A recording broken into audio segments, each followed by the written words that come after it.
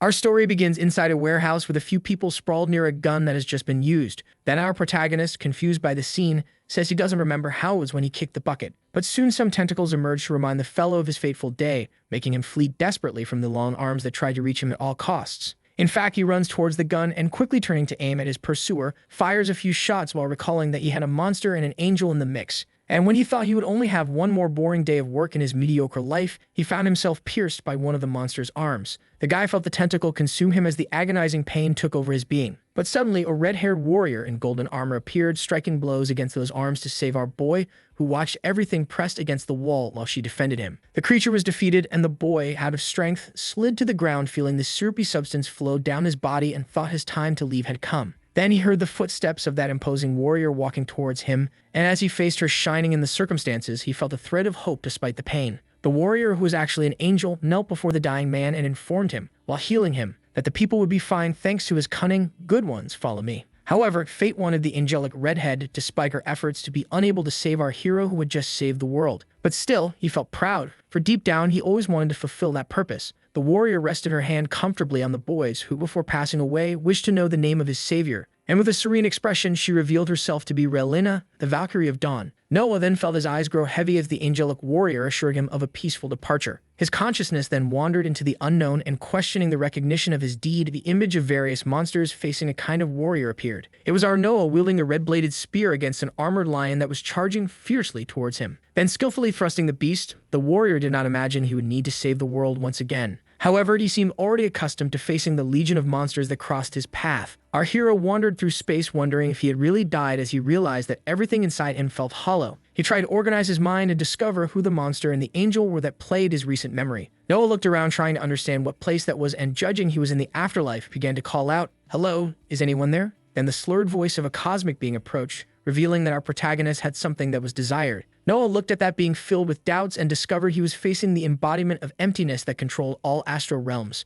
He heard the spirit of emptiness explain that his soul had been scattered in pieces across the astral rifts, but fortunately, the little that remained was enough to recreate him. Then, before a ball of blue energy, our protagonist thought it would be nice to thank for the opportunity. However, even holding that breath of life in his hands, he was unable to feel it touching his skin. The spirit stated that it did not expect gratitude from our protagonist, but ordered him to keep the seal in his possession. And the boy, filled with questions in his mind, wanted to know what the seal was about. The spirit guided him to search within his soul, for that way they could access his astral map through spells. Noah asked how to access his own soul and thought he had no idea how to do that. But to avoid angering that sinister god, he decided to try and began to take deep breaths to access his inner self. Suddenly, a light enveloped him, and his system window appeared, informing him that his astral map was complete. Noah touched the suspended window that looked more like an identification card with his name, race, status, and most importantly, no items. He read that the seal was fused into his soul and asked the spirit of emptiness how that had happened. The big guy twisted his arms in space and bellowed to the boy that separating the seal from the soul was an unpleasantly, nearly impossible task. Noah commented that it was not good news, but the spirit said there was still a solution for the case.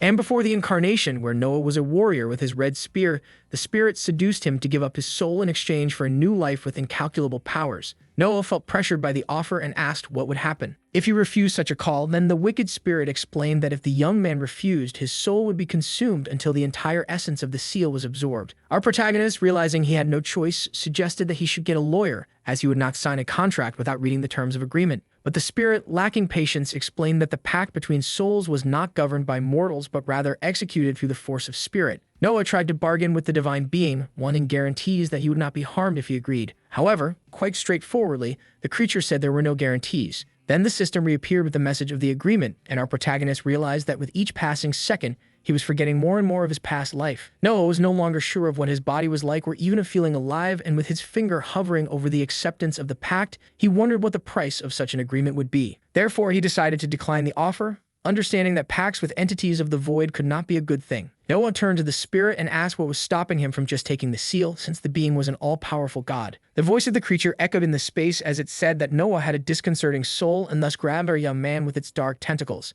Noah felt himself suffocating in the embrace of the arms surrounding him, while the spirit's voice remained unyielding regarding his decision. The divine being extended its hands, from which the tentacle threads emerged that bound Noah's body, who was tirelessly trying to escape its grasp. The two stared at each other, and Noah, undaunted, heard the spirit say that it would make him a messiah after removing the seal from his soul. Suddenly, the system appeared with a new proposal for Noah, indicating that he could accept to be the so-called messiah of the creature that commands the void. But the young man, furious, replied that he would not accept any agreement made by the cosmic being. Noah saw his astral body being consumed little by little by the creature's arms, which seemed intrigued by the young man's resistance to the offer of becoming a god among mortals. Our protagonist shouted, determined that he would never bow to a monster, and the spirit tried once more, asking what was necessary for the young man to yield. Then the tentacles were undone, and Noah, nearly asphyxiated, remembered the divine being's words about strong spirits being capable of controlling the pact. The young man rose and proposed that if he himself controlled the pact, he would never go against the god of the void. But the spirit saw no benefits in this agreement, judging that it would only take a snap of its fingers to remove Noah's existence from eternity. And the young man, eloquent, incited that the all-powerful had not done so yet because, in truth, it was incapable of performing such a feat. The hooded figure let out a laugh at the recklessness of the mortal who believed himself superior to its cosmic and phenomenal powers. And out of nowhere, it invoked an agreement without consent that our protagonist would become one born of the void, thus beginning the transformation. Noah shouted indignantly as the being's voice declared that his soul was bound to the void forever. And when the system confirmed Noah's rebirth, the dark voice of the incarnation of the void echoed curiously to know how the young man would use his new powers. Noah felt his body being sucked in as if he were entering a black hole, and thus he arrived at a temple where hooded men were performing a ritual to invoke the Lord of the Abyss. As those voices echoed repeatedly in invocation, our young man rose somewhat dazed, wanting to know what had happened, and the monks were incredulous to realize that the Lord of the Abyss was capable of uttering words, until a bald warrior appeared dragging something, and the frenzied monks began to praise the Lord of the Abyss again. Noah then saw a gagged woman being thrown at his feet while those present claimed to be honored by his presence, and upon realizing that she was an offering, our young man expressed a look of indignation. The executioner drew his swords from their sheath, and Noah, frozen, watched the scene not knowing what to do. The young man felt sweat trickling down his face, aware that he needed more information. Then he opened the system to check his abilities, and a message appeared about the current mission, where he was to flee from those unfamiliar faces. Indignant, our protagonist rose and began to pat himself down, questioning whether he had become some kind of elemental ancestor. He looked at the monks and demanded answers about where he was, which left the religious figures profusely anxious. Then, one of the hooded figures informed, somewhat nervously, that this was the Abyss of Arander, and they had invoked him to ask for a blessing in exchange for sacrifice. And, getting into character, Noah replied in a furious tone that he did not appreciate being awakened from his slumber for a mere mortal favor. The monks fell into despair, trying to explain that there had been a misunderstanding, as this was a material abyss and he could come and go as he pleased. Our protagonist became thoughtful, as he needed clearer information to understand the play. Then he opened the advantage window with the identification skill, and even while not fully awake, decided to use it to discover who the people in front of him were. Identifying an abyss cultist, the bald executioner, and the girl from the offering stretched out on the ground, whom he judged to be not very happy. He thought that if he saved her, she could help him get out of there. Noah tried to search the system for a distraction plan and took from his inventory a scroll that was a letter with direct information from the Master of the Void. Our young man decided to interpret the Lord of the Abyss once again and told the devotees that he would grant them the blessing as long as the woman survived, and he ordered, to the surprise of the monks, that she would be his servant. Then he intimidatingly asked if they would refuse. And completely flustered, one of the devotees explained that sacrifices were part of the pacts, but Noah decided that from that moment on, the rules would change. In the face of the panic that ensued, our protagonist raised his arms, interrupting the other's tantrum, and walked towards the girl. Noah crouched down in front of the young woman and whispered, in case she could hear, that even though he didn't know what was happening, he would get her out of there. Thus, he raised his hand and spoke in an imperative tone that the girl belonged to him, until suddenly a voice echoed in the air asking with what authority the young man was doing this. Noah quickly looked in the direction of the voice and, with the identification skill, recognized a dome of monks who seemed to be the elders of that macabre sect. Our young man, still holding the dying girl, realized that things were about to get serious as one of the gossiping monks told the boss about the Lord of the Abyss's intentions. Furious, the boss shouted to everyone that he was just a human and ordered them to capture Noah. Suddenly, the mission that indicated to flee changed to ending everyone in the same proportion, and Noah, like an NFL player, flew against the bald executioner, disarming him. At the moment of the fall, the executioner dropped a key that went unnoticed by our hero, who was only thinking about punching the man repeatedly. Trembling, the bald man glanced at the key, and Noah ceased his blows upon noticing his worried expression. Then suddenly, he released the executioner and grabbed the key like a football, throwing it like a quarterback in the direction of the girl to save her. However, the executioner had gotten up and grabbed his sword to confront our young man, who, upon noticing him, quickly turned around, assuming a fighting stance. The bald man, without hesitation, wielded his blade and ran towards Noah, who cautiously studied his movements. But before he could defend himself, he felt a shadow dominate his arms, forming a sinister reflection that smiled on the ground. Without mercy, the executioner thrust his sword into our hero's chest, who saw his HP drop to almost zero before being thrown back by the blow. The executioner prepared the killing blow, and when Noah turned around still weak, he despaired upon feeling that the blade was now on fire. And for a fraction of a second, he realized he had not been hit by the blow, for the body of the executioner had been incinerated before him by the slave who now, imposing, revealed her power while the monks tried to attack her. The woman then calmly made a movement with her arm, and another burst of fire spread across the altar, and the devotees who were heading towards her were consumed by whirlwinds of incessant flames with no chance to defend themselves. The boss, already furious, shouted that he would personally deal with the traffic light juggler. Meanwhile, one of the monks was running towards Noah, who was writhing on the ground with only 8%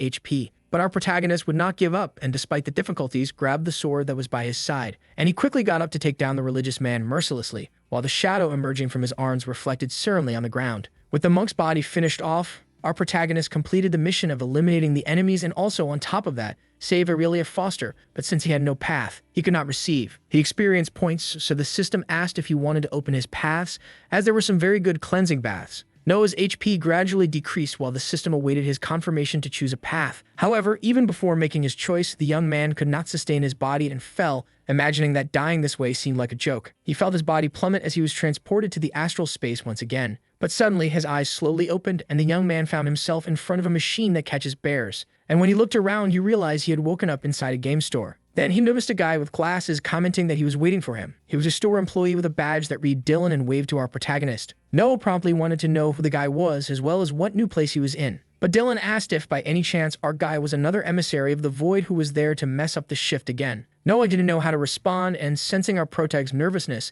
the store employee decided to explain what was going on around there. He introduced himself as Dylan, but emphasized that wasn't his last name since Noah's subconscious didn't want to give him one. Our guy crossed his arms without remorse for that, and Dylan revealed that he represented the void of his astral space due to the established pact. Noah casually walked over to an arcade machine and deduced that the whole place belonged to his astral map. The game screen lit up, congratulating Noah for receiving a prize diamond that would grant him 3 paths at once, and wanted to know more about his astral map. Dylan explained that the map was part of Noah's soul and that it was a magical manifestation, but deep down he felt anger because humans never know anything. The representative of the Void also revealed that the store referenced Noah's ancestry and asked if the place felt familiar to him. With a nostalgic expression, Noah commented that it really reminded him of his childhood, and while unleashing Hadouken, wanted to understand the purpose of being there at that moment. Dylan also didn't have the answer as it wasn't his job, but he judged that the guy was there for some special circumstance, so he suggested he press start. The game screen entered astral fight mode, and upon accessing the character in use, detected some anomalies with past lives, but it offered some classes for Noah to choose up to 3 if he wanted, and the guy became curious about how to choose his path. Dylan explained that our hero had 4 attributes: strength, constitution, agility, and magic. These were responsible for the aspects of his abilities, and in front of the machine showed that the paths increased the attributes, making him stronger. However, high paths could generate potential blockages, so Dylan decided to show in practice if the guy chose to be a warrior, for example. The path would always give him attribute rewards upon leveling up, but they would be quite common. And passing through other classes like fighter, artist, or rogue, Dylan showed that they would all be very similar. The employee informed that there were more options in other machines, and Noah agreed to check since he found the first one a bit dull. The guy with glasses stopped in front of a healing-focused arcade and mentioned that it was very important, so Noah decided to take a look. Observing the possibilities, our hero commented that he almost died before getting there and asked if next time he would be healed if he chose that path. Dylan explained that, in fact, when you die, time passes more slowly until the new awakening, and with the healing path, Noah would have a few extra minutes to try to survive. Listening to the guidance, our protagonist paused curiously about a path called Exsanguinator, where he could drain the blood from enemies to heal or harm at his leisure. Noah seemed to enjoy the ability, and Dylan, who agreed, commented that it was true healing through suffering. Determined, our guy took the path, and now only 2 remained.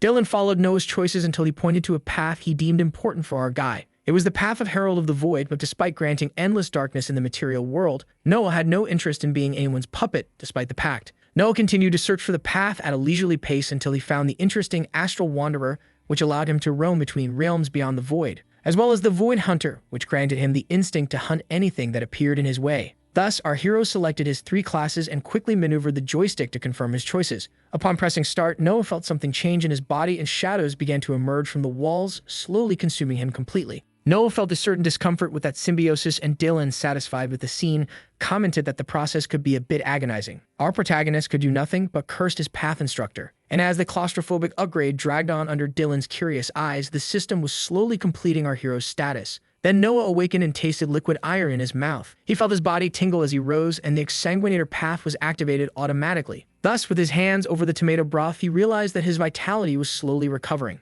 and upon receiving the information that he had 5 minutes left for a full recovery, he decided to lie down in the calm blood without stress. But the brawl was still raging between the boss of the Abyss monks and Aurelia, who was taking quite a beating from the old man. And seeing the abyssal form of that cultist, the fire sorceress faced the enemy, pondering how to find a strategy that could destroy him once and for all. Until a new mission arose for our bloodsucker, where he had to defeat Victril Mayfar, who was the boss of the monks, and gain a rare skill. But for that, Noah needed to not die this time. Aurelia maintained her combat position while the dark arms of the cultists struck in her direction. She blocked as much as she could, and when it was her turn to attack, unleashed fiery bolts against the opponent without hesitation. But while the monk boss seemed to be enjoying the battle, our sorceress was giving her all to defeat him. Noah, who was recovering, anxiously studied the mission, wondering what he could do to gain an advantage in that fight. Then he began to distribute his attribute points, trying to find the best way to balance his power, and when he finished, he received some significant boosts that greatly improved his status. Aurelia continued to attack fearlessly at her enemy, who caused some stalactites to fall to block her, but the young woman quickly retreated,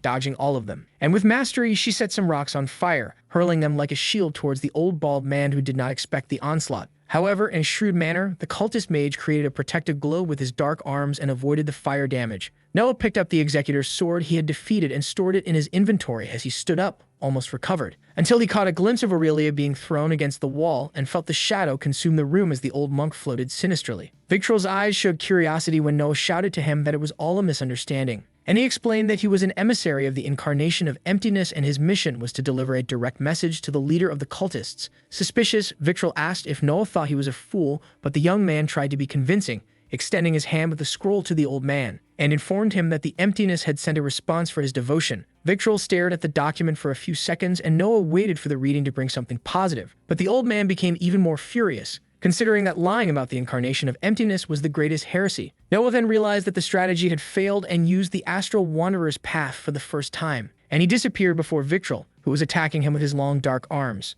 Our protagonist seemed to levitate in another dimension where everything around him presented a different hue. Then he quickly opened his inventory to take out the longsword he had taken from the executor and, without hesitation, hurled it at the old man with all his strength. Victril felt the blade stab him at shoulder height, and Noah slid to prepare for the next attack. And while the old man tried to pull the sword lodged in his heart, the young man shouted for Aurelia to set the playground on fire. The sorceress then grabbed the monk boss and hurled him with a fury that seemed to have been stored inside her for centuries. Victril, with no chance of defense, crashed against the rocks of the wall as the blade sank deeper into his flesh. Not satisfied, the fire girl jumped once more onto the religious leader and unleashed a flurry of flaming punches mercilessly. Then to finish, she raised her leg and smashed down on the old man, who became buried in the ground. Noah didn't know whether to be incredulous at the woman's strength or at his status, which began to evolve considerably, in addition to receiving a bunch of rewards. Suddenly, Noah opened his arms and threw himself on the ground, ecstatic from the victory achieved, but Aurelia approached and said that the guy had a lot to explain. With her arms crossed, the woman wanted to know how he had been summoned to the altar circle, but the relaxed young man thought she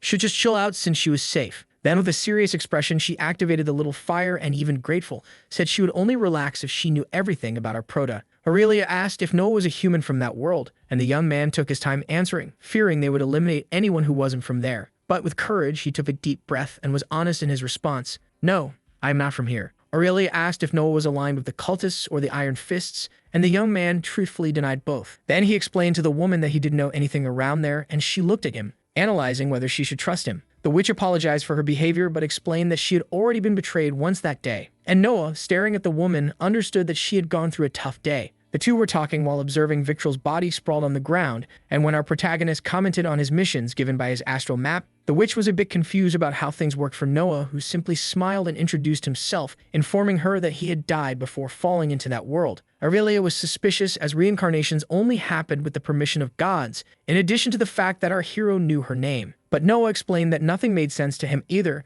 and that he felt as lost as she did. Aurelia mentioned that inhabitants from other worlds were rare around there, but she trusted that our young man was not lying. Then, the witch sat in a lotus position, and Noah stared at her curiously. After realizing she was meditating, he assumed that the most important thing at the moment would be to get away from there. Aurelia looked back at Noah and was sure that the young man did not belong to that world. With her hands together, she explained that meditation was the most effective way to restore mana, and noticing the young man's weak aura, suggested he do the same. But Noah knew nothing about that, so Aurelia explained that every awakened person had an aura. Noah commented that in his world there were mediocre magicians, and Aurelia found it interesting that someone who didn't understand real magic chose the path of the exsanguinator. Our protagonist liked the idea of being different and asked if it was a problem to break the taboo. But for Aurelia, as long as he didn't become a necromancer, it was all right. And then she told Noah to calm down because it was time for meditation. Noah shut his mouth and the system appeared before him, informing that he had obtained the meditation skill, and therefore, in addition to up, the young man received an app bar. Our hero decided to explore the blue window in front of him while he recovered. Then he slid his finger over his attributes and discovered the power of obliteration, which was capable of channeling the energies of the void to end everything that crossed his path. Noah stared at his hand while testing a bit of the power, and soon the system warned that he was draining health through the void.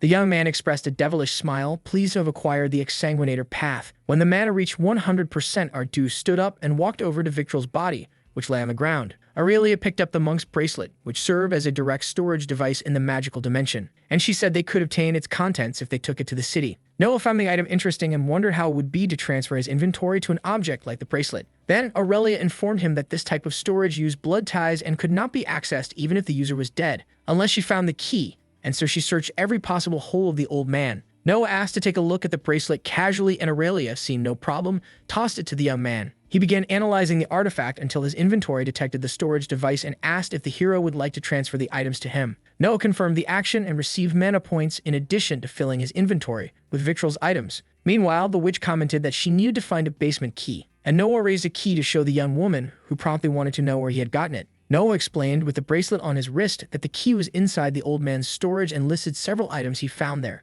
Aurelia was surprised by Noah's ability as she saw the key she was looking for float into her hand, and our hero decided to try on one of the clothes from Victral's inventory. Dressing in a cloak that looked more like a beggar's blanket, he then focused on a ring with the Eye of the Abyss, which Noah considered to be cursed. However, Aurelia, who was driving the head monk, said, even with disgust for the artifact, that the ring provided a large amount of mana. So Noah decided to put on the ring, even though he didn't like the way that Eye stared at him, and he realized that one of his abilities was to reveal the levels of the people around him. Now his perception reached another level, and therefore he identified that Aurelia, with her flames, was level 68. Our protagonist took another look at the inventory and smiled as he picked up Victral's daggers, which he judged to be quite light and practical. While Noah was having fun with his toys, the witch conjured a fire spell, and looking at the religious body on the ground, she rhetorically asked if it was the first time Noah had finished off an enemy, and curious, the young man asked how she knew. Without taking her eyes off the enemy, Aurelia replied dryly that she had been working in the role for quite some time, and therefore it was easy to identify a novice.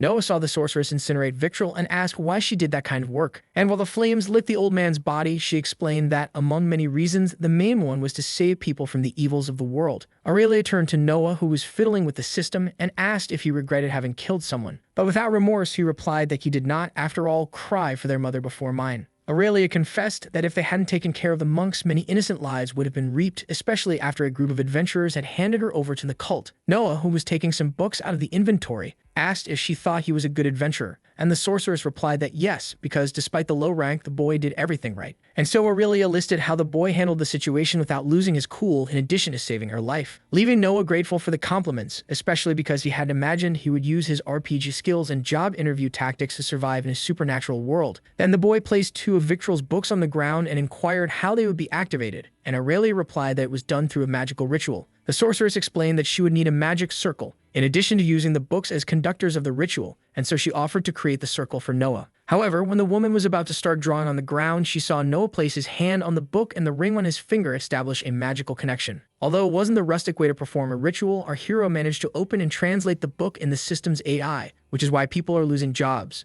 The book contained the Tome of Vision, which unlocked a skill of the same name. Then Noah stretched out his finger to confirm the use of the skill without hesitation. The system asked which path Noah would like to link the Tome of Vision to, and the boy, although tempted to use it on the exsanguinator, used the skill with the path of the Void Hunter, and thus the sinister ring temporarily increased the class level to 3, enabling on Noah's forehead a mystical eye that shone brightly. And when Noah opened his eyes, he excitedly noticed that his vision was in high definition. Then, gazing at Aurelia, he commented that he could see her mana, but the sorceress explained that, in fact, the protagonist was able to see people's auras. Looking at his own hands, he noticed his own aura flowing intensely, and he decided to take the second book, which contained the Tome of Affliction. The boy linked this time the power with the path of the exsanguinator and saw a red torrent float between him and the book, unlocking the bleed skill. Noah read aloud to Aurelia that this skill allowed him to inflict bleeding on his enemies as well as use it on weapons, and he discovered that he should eat a level F mana stone. Then Aurelia advised him not to ingest anything above that, as he would suffer from mana poisoning, With her hand on her bicep, the sorceress explained that 2 levels above he would become strong for a time, but soon he would feel his body paralyzed and then writhe on the ground like a dizzy worm. Consuming higher levels, the damage was worse, where if he was lucky he would simply explode, but if not, son, get ready to suffer. Noah stared at the stone, attentive to the instructions when the girl informed him that they should leave. The two followed down the corridor, and when Noah asked if they were looking for the exit, Aurelia, who was bandaging her arm, said she was looking for a chamber with magical artifacts. The girl was inclined to find belongings of a person she was assigned to locate, and Noah, curious, wanted to know if there were still living people inside. She then told him that they kept captives in a dungeon where she was the last prisoner. But still, she asked Noah to stay alert as there could still be cultists or monsters around. The two continued down the long corridor, and while Aurelia inspected the rooms around, our hero remained vigilant at the rear, until the sorceress opened one of the doors and asked Noah for the bracelet that functioned as a storage device. Aurelia placed the artifact on her arm and, after igniting it, raised her fist to serve as a lantern. Then she positioned the light so she could read the writings exposed on the wall. Noah, who was able to understand the script due to the vision skill, wondered why people were capable of committing so many atrocities.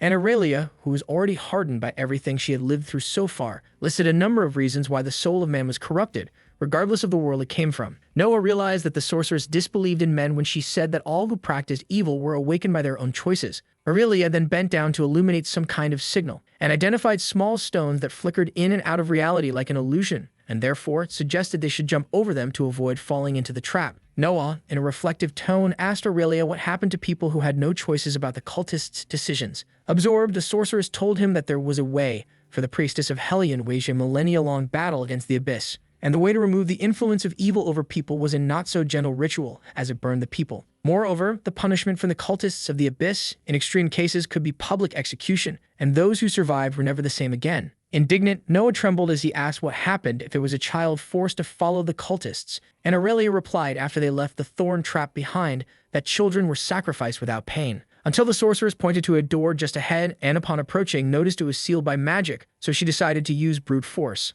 applying a punch filled with fire that made Noah shield his eyes given the explosion. Then they crossed calmly, and our hero ironically judged that this was the right way to open a door. The room had various books scattered around, and Aurelia deduced that it was a place for the cultists' study. She flipped through the pages of one of the books but commented that there probably wasn't anything interesting there. Then Noah, putting himself in the mind of the cult leader, assumed that if there was something important in the room, it would be elsewhere. So he walked over to a shelf to look for another dusty book that soon triggered our hero's Rinitis. But fortunately, the book had an advanced ability called the Call of the Abyss, capable of summoning creatures from the void. Noah felt tempted to equip himself with the ability but hesitated as his goal there was to find the secret area first. So our young man began to remove the books from the shelf, and Aurelia inquired about the hero's actions, who casually revealed he was replicating what he saw in movies. By luck or feat, he found his secret lock behind the books and pulled the key from his inventory to try to open it. When he turned the key, a new room appeared presenting a large collection of books. The two walked victoriously among the shelves, which also held alchemical artifacts. Aurelia was astonished by Noah's ability to find the place, but for him, it was like recalling the adventure stories he usually read or watched. However, not everything is rosy, and the duo came across a trail of blood that slithered into the dark interior of the chamber. Then, making use of her firepower, the sorceress raised her finger, and suddenly, everything lit up, revealing an extensive corridor flanked by cells while the bloodstain continued its path like marks of an existence still not erased in the place. Noah promptly opened the system, indicating a sinister secret mission that should never be discovered where the blood lurked behind the walls. Noah pointed to the darkness and told Aurelia about the mission, but he found it strange as there was no mention of rewards or difficulty level. The sorcerer stared into the gloom and dryly uttered the word ominous, which logically left our protagonist curious. But Aurelia, cautious instead of giving a direct answer, suggested that the young man not advance this time, and explained that it was a dangerous place, especially for a rank F awakened like Noah. The woman then bent down to touch the blood and supposed that our hero should be on monster hunting missions and not wandering through an abyssal cult temple. Noah, realizing the danger, suggested that Aurelia return with him to the city to recruit more people to help them. But the sorceress knew she could not abandon her fate for those who were trapped with her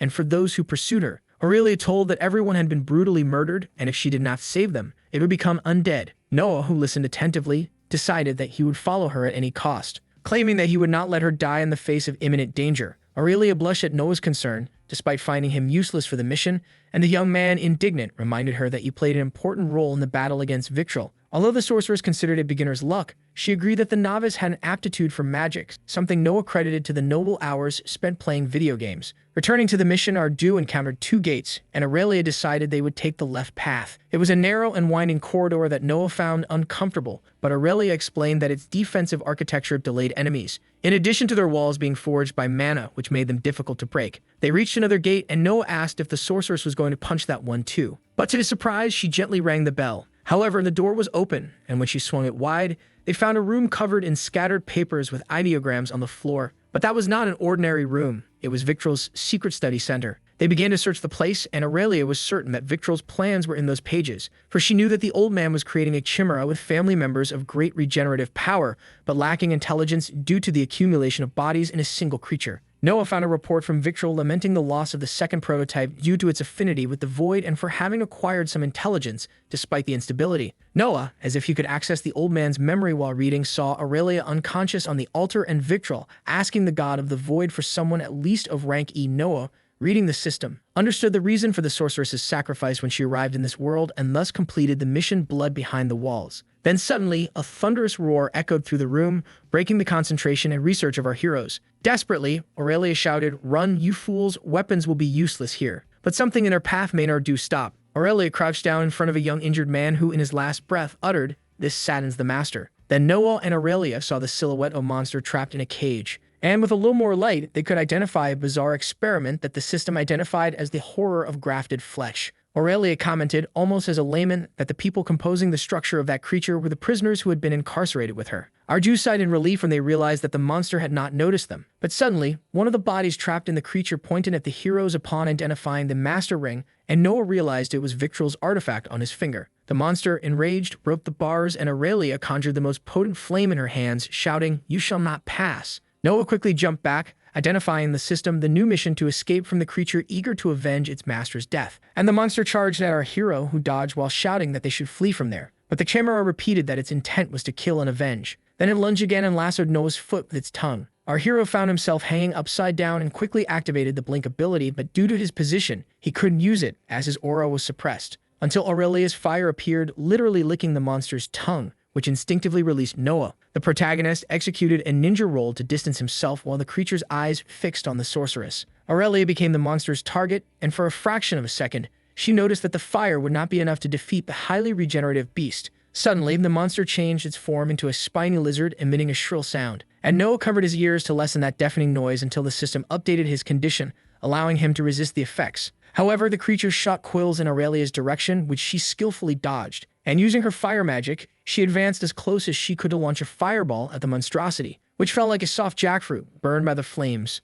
The witch approached Noah, asking if he was okay, but our protagonist could barely understand what she said due to the buzzing in his ear. However, the creature was still recovering, and they were almost caught off guard when it took the form of a whirlwind that shot quills in all directions. With that, Aurelia gathered all the power of her mana and with ferocity counterattacked the aberration, projecting herself in a spiral of fire without caring about the consequences. The sorceress crossed through the whirlwind and with the fist that wore the bracelet, struck another blast directly at the creature's body, which fell lifeless as she distanced herself with a double backflip. The bodies accumulated in the monster began to moan as their flesh was toasted, and Noah, watching everything from afar, was paralyzed upon realizing that the souls present there were pleading for help. Aurelia closed her eyes as she concentrated to gather the maximum energy of her mana. Then she raised her arms, conjuring a massive torrent of fire that incinerated the chimera from end to end. Noah realized, incredulous, that the creature was still not dead, and thus maintained his fighting stance. The voices of the chimera's bodies echoed the pain of the burn until suddenly, a small horn began to emerge from the agglomerated flesh, transcending into a massive dragon wing. The creature changed its form again into a horrendous and larger beast with sharp teeth, letting out another deafening scream. The system identified it as the ghostly wail, to which Noah partially resisted the effects. Our hero fell to the ground, dazed, receiving psychic damage from terror that considerably reduced several of his skills and attributes. Meanwhile, the chimera shaped itself into another disgusting being with its power of vicissitude and charged at Noah, who quickly activated the blink ability from the astral wanderer's path and dodged the impact. The beast then attacked Aurelia, who this time could not escape and was lassoed by the enemy's tongue. The chimera suddenly had its attention diverted to the other side and charged at Noah, even with his blink activated. Our hero jumped to dodge and noticed Aurelia unconscious against the wall. The monster turned to the sorceress without finding Noah, then pulled out its daggers from the inventory and plunged them into the back of the aberration. Resisting the attack, the beast swung its tail towards the hero, who who activated the blink ability again, hiding in the void. But the system informed that his mana was low, so he consumed the rank F stone, which restored his energy to 100%. Then, with power at full throttle, the young man pierced the creature with continuous strikes from his dagger. Noah jumped away from the beast, which was trying to recover from the multiple attacks. Noticing that his mana had weakened again, he raised his hand to the beast's blood and activated the drain through the blood-sucking path. But the enemy resisted the ability and charged at our hero with all its fury, who jumped again onto the beast's back to deliver new strikes that were resisted. With his mana weakened, Noah stepped back to eat a now rank E stone and had his energy increased by 200%. With the blink activated much more powerfully, Noah also saw his attributes rise considerably. The hero could not miss this opportunity and therefore charged at the beast, unleashing the obliteration power. Noah danced over the beast and, avoiding its jaws, pierced it fiercely again with his daggers. There were so many attacks that his evolution jumped to level 3 of the skills in use. Feeling the power increase, the young man focused and delivered the final blow, certain that this time he would defeat that voracious enemy. But he felt the effect of the rank E stone fade and became desperate, as nothing he did was enough to defeat that creature, which launched its tongue again to wrap Noah like a boa constrictor, immobilizing its prey. Things were going from bad to worse for our protagonist, who still had his partner unconscious, when suddenly, the creature swallowed him without ceremony. But the young man would not give up so easily, and inside the belly of the beast, activated several abilities to recover his energy, and tore the creature from the inside out as if it were a sirloin steak. This time it seemed to work, as the chimera lay sprawled on the ground with its tongue motionless while Noah emerged from its interior exhausted. The faces that made up the monster showed themselves alive, and Noah wiped his face covered in berry juice, and walked slowly towards Aurelia while the system celebrated the victory and evolved our young man's paths. But faced with a battle like this, Noah could not hold on and fell exhausted face first to the ground while receiving the Tome of Vital Force as a reward, and completed the blood absorption of the chimera. When the system completed the progress, Noah moved his trembling hand and gathered all of his strength to rise again. Then he executed meditation for mana recovery and obtained the expected result. But suddenly he felt a heart pain and fell again, not understanding what was happening to his body. Our hero was detected with mana poisoning and his HP began to gradually decrease. At that moment, Aurelia asked if the young man was awake, but due to the pain, he replied that he wished he weren't. As our protagonist writhed, the sorceress thanked him, incredulous, for managing to defeat the enemy and, on top of that, save her life again. Aurelia tried to apologize for not being able to help, but realized that the hero felt strange, and recognized the mana poisoning in Noah, but said there wasn't much to be done about it. She explained that although unpleasant, it was not lethal, and raising one of her arms, mentioned that she knew a way to cure him. The two sat in lotus position, and Aurelia asked Noah to release his mana until he was completely empty. Noah followed his friend's advice and began to drain all his mana. The system, performing an x-ray of Noah's heart, informed that his mana was low, leaving his body weaker and weaker, and after a few seconds, all the poisoning had been removed. Noah lay down still dazed, and Aurelia explained that little by little, he would regain his strength, but he would need about 2 days to be back to normal. Noah felt his mouth dry and asked the sorceress for some water or a regeneration potion. She promptly handed a canteen to our hero, who didn't think twice and gulped it all down. Noah, with the book in hand, concluded that he would need many more skills to face the adventures ahead. And so he scanned the Life Force book he received as a reward. A golden light began to envelop the chimera as the system unlocked the new skill for Noah. He felt the same light surround his body while reading that the Vital Force skill would be linked to the blood-draining path. Aurelia sensed from Noah's aura that the skill was a good one, and the protagonist shared that he could now store extra life, giving a boost to his blood when needed. This made the sorceress find it unfair how he dropped that pile of magic. But for our young man, unfair was a world where everything was solved with magic. Noah decided to store the book in his inventory and was notified that he could obtain a fragment of infinite potential. The protagonist also decided to take off the ring with the Eye of the Abyss and commented that he expected more from it in using his abilities. Then the system notified that another unnamed fragment was ready to be consumed,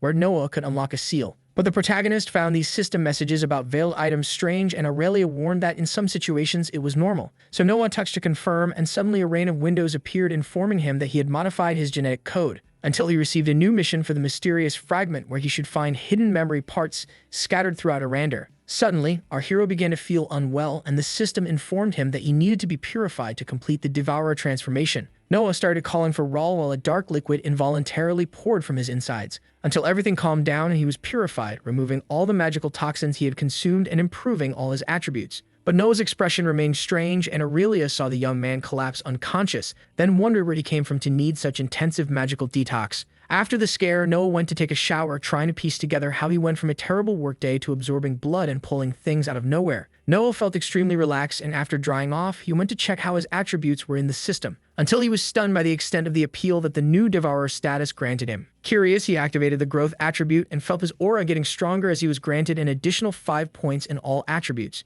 Aurelia approached the door with a tired look, and Noah asked if she wasn't going to bathe as well. But the girl, all dressed up, informed him that she had already washed, though Noah wasn't smelling any shampoo on her. With her silky hair, she said she had done it while leading him to the room. That's when Noah guessed he must have been unconscious for an hour or two. But for Aurelia, they had already spent too much time there, and so she radiantly suggested that there was another place they really should be. As they left the temple, Noah insisted that Aurelia hadn't taken a bath, so the girl decided to convince him in a more persuasive way. Aurelia mentioned that she didn't really like the cold, but Noah told her that snow brought back good memories from his childhood, and he asked if the girl had ever had ice cream, explaining the recipe to her, but for a fire sorceress, that was a food that didn't fit her menu. The conversation between the duo was relaxed until suddenly they felt the sunlight on their eyes. Aurelia appeared revitalized to see the sky again, but Noah was incredulous to discover that in this world there were two suns. Curious, he asked how they differentiated day from night, and Aurelia, with little patience, replied, "Well, when the sun goes away and it gets dark, is that good enough, or do you want me to draw it?" Then she drew that the Earth was not flat, explaining the rotation and translation movement because one thing was certain: when the second sun arrives, it will realign the planet's orbits. I think neither Noah nor we understood much of this whole thing, but the important thing is that the system informed that the mission to escape the temple was complete. Our protagonist noticed something shining, and he asked if Aurelia had found what she was looking for, and the sorceress confirmed by showing a necklace that protected children from evil spirits,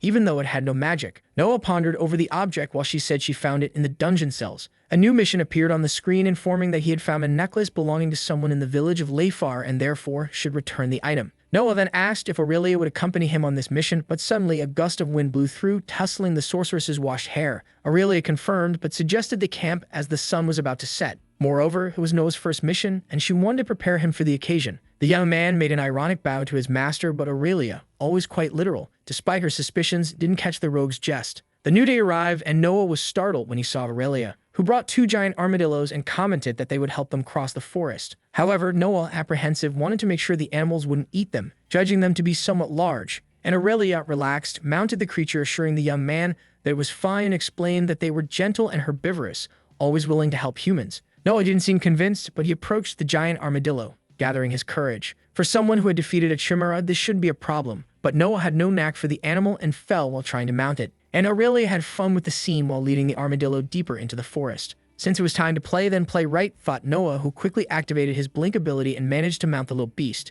The armadillo began to shake, and Noah, still not understanding the reins, ordered the creature to follow the other. It was easy. Aurelia then explained that he should hold on tight, and when he did, the creature took off with the sorceress in pursuit. The animals climbed the tree, and Noah couldn't hold on. Aurelia only saw the young man in free fall activate his blink again and grab onto the first branch that appeared in front of him. But to Noah's luck, the branch broke, and he fell chin first onto another one a bit lower, eliciting laughter from Aurelia. The armadillo, very empathetic, approached our hero and gave him a lick to console him. Aurelia was having fun, and for the first time perhaps in a long time, a genuine smile shaped her face. The two continued their journey, jumping over branches as if they were free spirits of nature. Noah was radiant and commented that he felt like he was flying on dragons again, and Aurelia showed curiosity as she thought that in the hero's world there was no magic. Noah explained that there were many coming from books, movies, and legends, but not that they were real. And he told her that in his world the closest they got to dragons were dinosaurs, but they went extinct millions of years before humanity. Aurelia deduced that the dinos were not like the ancient dragons that destroyed everything in their path, even though they hadn't appeared for centuries, turning them into myths. But for the sorceress, they were myths fabricated by the strong elite of awakened ones who wanted to cover up their cowardly attacks against the population, which to Noah sounded more like an Illuminati-type conspiracy. Noah asked if Aurelia believed in dragons, and for her,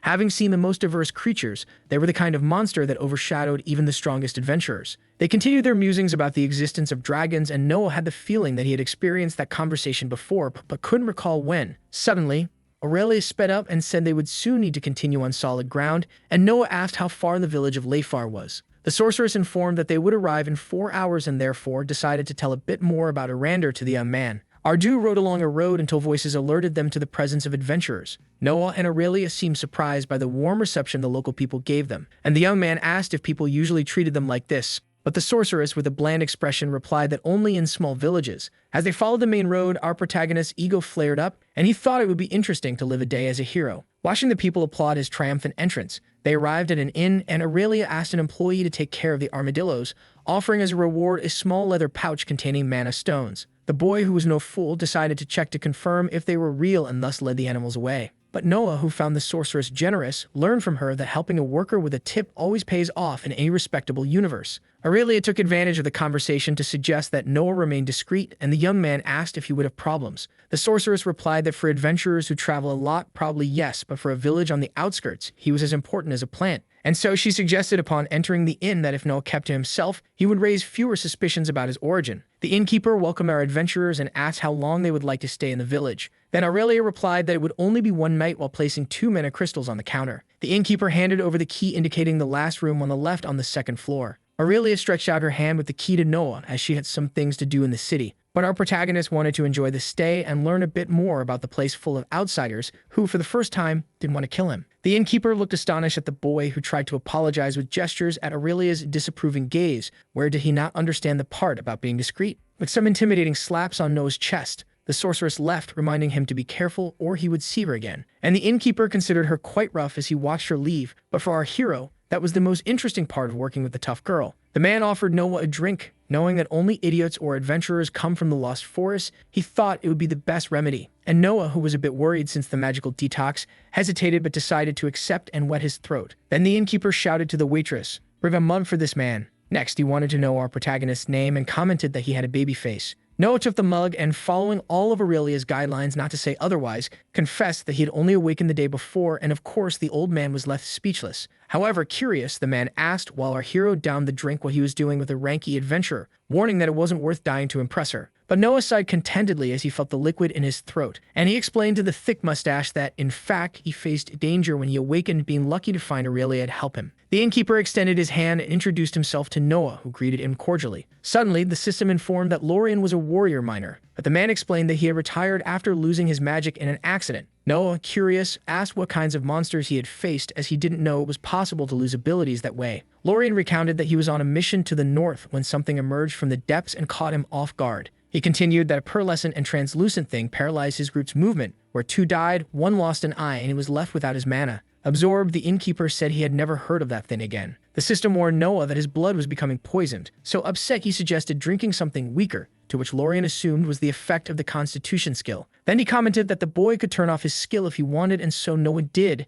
deactivating the vital blood. Excited, he asked for another round because now he was going to celebrate until he dropped. Lorien, satisfied, explained that if Noah got too cheerful, he could reactivate the skill and sober up quickly, even curing a hangover. Shortly after, Noah let out a hiccup, and the system informed him that he had been poisoned at level 2. Another hiccup, reactivation of the vital blood and clean again. Noah asked the man about the villagers who were lost and if there was a search team. Lorien stared at his mug and lamented the fateful incident. He told that it happened about 6 months ago and 2 adventurers went to look for them, but they did not return, so people gave up. However, only when the mines collapsed did they attempt another search, and once again without success. Lorien continued that they wanted to seal the mines forever, and some villagers protested, as it was the main source of wealth for the village to sustain the harsh winter. Our hero took a mana stone from his inventory and placed it on the table, while Lorien said that there were howls coming from the mines that could be zombies. Noah left the tavern stretching and reflected on Lorien's words about the guild's involvement and a possible evacuation of the village if it were true. Then he decided to explore the place to observe the workings of that peaceful and hardworking society, until he heard 2 villagers discussing the mayor's order to close the mines even with the return of one of the adventurers.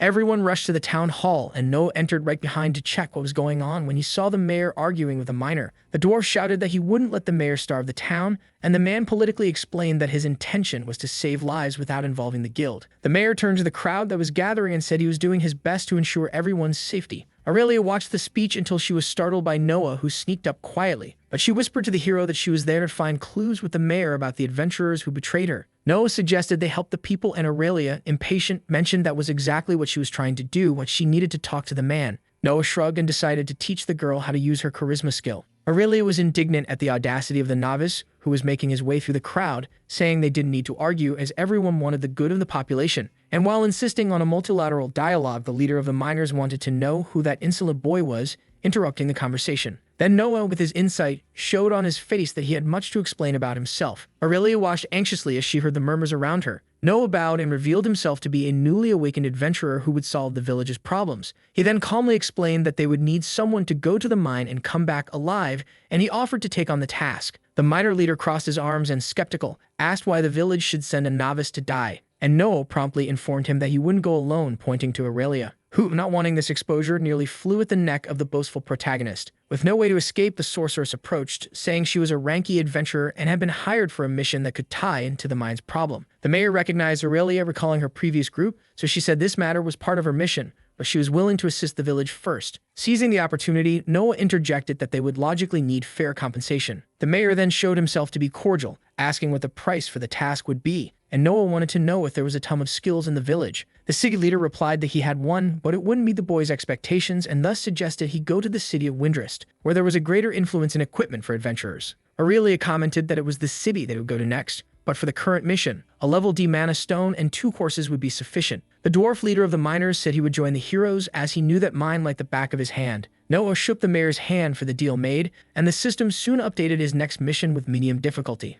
After the agreement, Aurelia asked for the floor from Noah and approached the mayor to take care of her personal matters. In the end, the protagonist was right. The curious dwarf asked Noah where he came from, as in his understanding, he was too old for a newly awakened. Noah told him he came from a world where there was no magic, being the only one who had recently had the chance to awaken a path. And for that reason, the miner asked if he came from the Dead Zone, which were the worlds without mana where the inhabitants drained the life from everything that existed in their devastated lands. Noah said that in his world there were some coexistence problems, but nothing that could be compared to a dead zone. The dwarf then commented that regardless of anything, if the boy indeed solved the mine's problem, he would be doing a great favor for the village. Noah extended his hand to greet the miner, who returned the gesture, promising to meet him the next morning. Aurelia approached with the information that the group they were looking for might be in Windress, and she had also secured Noah's registration at the Adventurers Guild. Convinced, a fire sorceress wanted to do this quickly, and Noah felt that the girl had a plan. When evening fell, our dude followed the road to deliver the necklace they had found in the cultists' temple. They arrived at a house, and Noah knocked on the door several times, until an elderly woman opened, hopeful, thinking that a certain Pierce had returned. But her expression changed when Aurelia showed the necklace and asked if it belonged to her. However, the artifact was Pierce's, and with tears in her eyes, the old woman asked if the adventurers had found him as well. But Aurelia, regretful, shook her head negatively, and the lady clutched the necklace against her body in lament. Aurelia comforted the woman, who was trembling profusely, when another young girl appeared at the door. Our heroes were invited in, and sitting in the living room, they saw the daughter comforting her mother over the invaluable loss. The young woman thanked them for returning with the necklace, as she felt it would help them move on, but she warned that they had no money to pay for the service, and Noah asked the family not to worry, as they would continue the search for the mine. Aurelia felt guilty for not being able to do more, and Noah, feeling the sorceress's pain, comforted her with a hand on her shoulders. Ardu, having nothing more to do, said their goodbyes and stood up to leave, and the elderly woman suddenly asked them to wait. She clutched the necklace and sought any information from our heroes about her son's death. Then Aurelia firmly revealed that many people from the villages had been captured by the Abyss cultists, who performed blood rituals,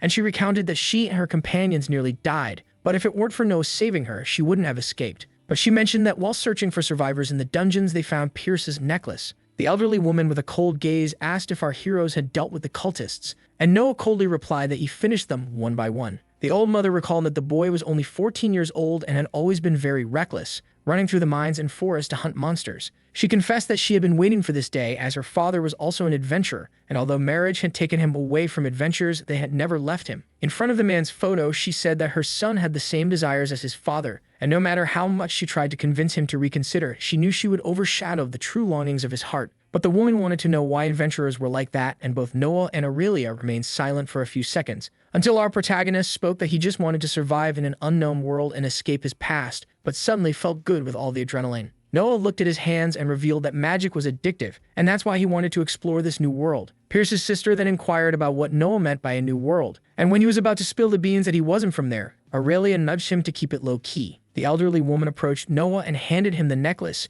imagining that this would be her son's wish. Then our young man promised to keep it as a treasure, and thus the mission of the lost memory was completed. Our heroes said their goodbyes, and as the day was ending, Aurelia suggested they go to sleep. But Noah commented that he needed to eat, as he wouldn't go hunting monsters on an empty stomach. This made the sorceress smile and reveal that if she didn't know our hero, she would think he had some experience as an adventurer. So they returned to the inn to prepare for the new day in the mines. Near the mine, the dwarf explained that initially, the place would be a dungeon, but something in the chamber formations killed its core, leaving it just a shell. Noah, confused, asked if dungeons could die, and the dwarf explained that if the core was eliminated, it was possible, although he considered it a great foolishness to do so. A domesticated dungeon was the most precious resource one could have, so many kingdoms were founded above these locations. Aurelia speculated that it might be a zombie dungeon, as it was a national threat and all guilds should work to eradicate them. But for the dwarf, it was just a typical dungeon of a certain land. They arrived at the entrance, and Noah thought he could shorten the path by using his obliteration ability. However, they acted traditionally and got to work with pickaxes.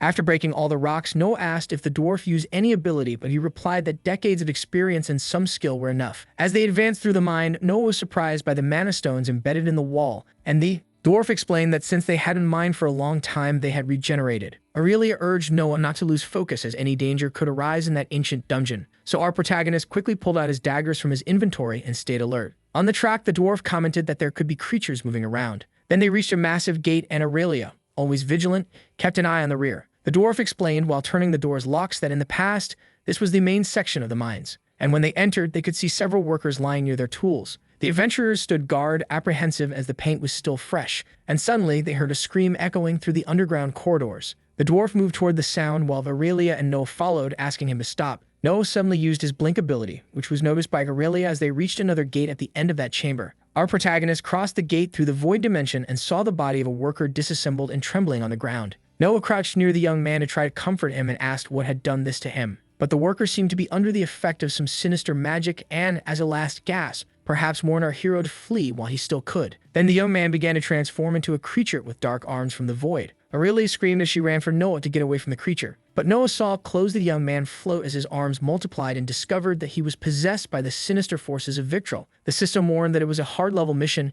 yet our protagonist stood firm wielding his daggers. And Aurelia, conjuring her flames, told Jerome the dwarf that he could step away from the fight if he wanted. But staring fixedly at the monster, he could only respond yes. The tentacles were emerging from all parts of the young man, making him increasingly creepy and dark. And suddenly he struck his arms towards Noah without hesitation. Noah activated the blink while dodging, but noticed that the enemy could also inhabit the void. Until suddenly, he felt his scalp burn from the fire Hadouken projected by Aurelia. And when he realized there was only a wisp of what was once the creature left, but a dark liquid dripped close to Noah's face. And suddenly they realized that the creature had dodged and was attacking them from above. The beast advanced mercilessly in its werewolf Medusa form. And Noah, activating his blink again, began to fight it, thinking that if he didn't do something useful, he would be easily destroyed. Aurelia unleashed another burst of fire, but the monster blocked and snarled at the sorceress, flaunting its protruding tongue. The heroine maintained her stance until she saw a rock on a pillar. With her fire magic, she lifted the rock, igniting it until it transformed into a comet, and she shot it towards the enemy with all her strength, which this time felt the blow. Then Noah ran towards the fallen creature, for that was his chance to eliminate it once and for all. He plunged the daggers mercilessly, and his eyes began to turn red due to the blood-draining ability he applied to the creature.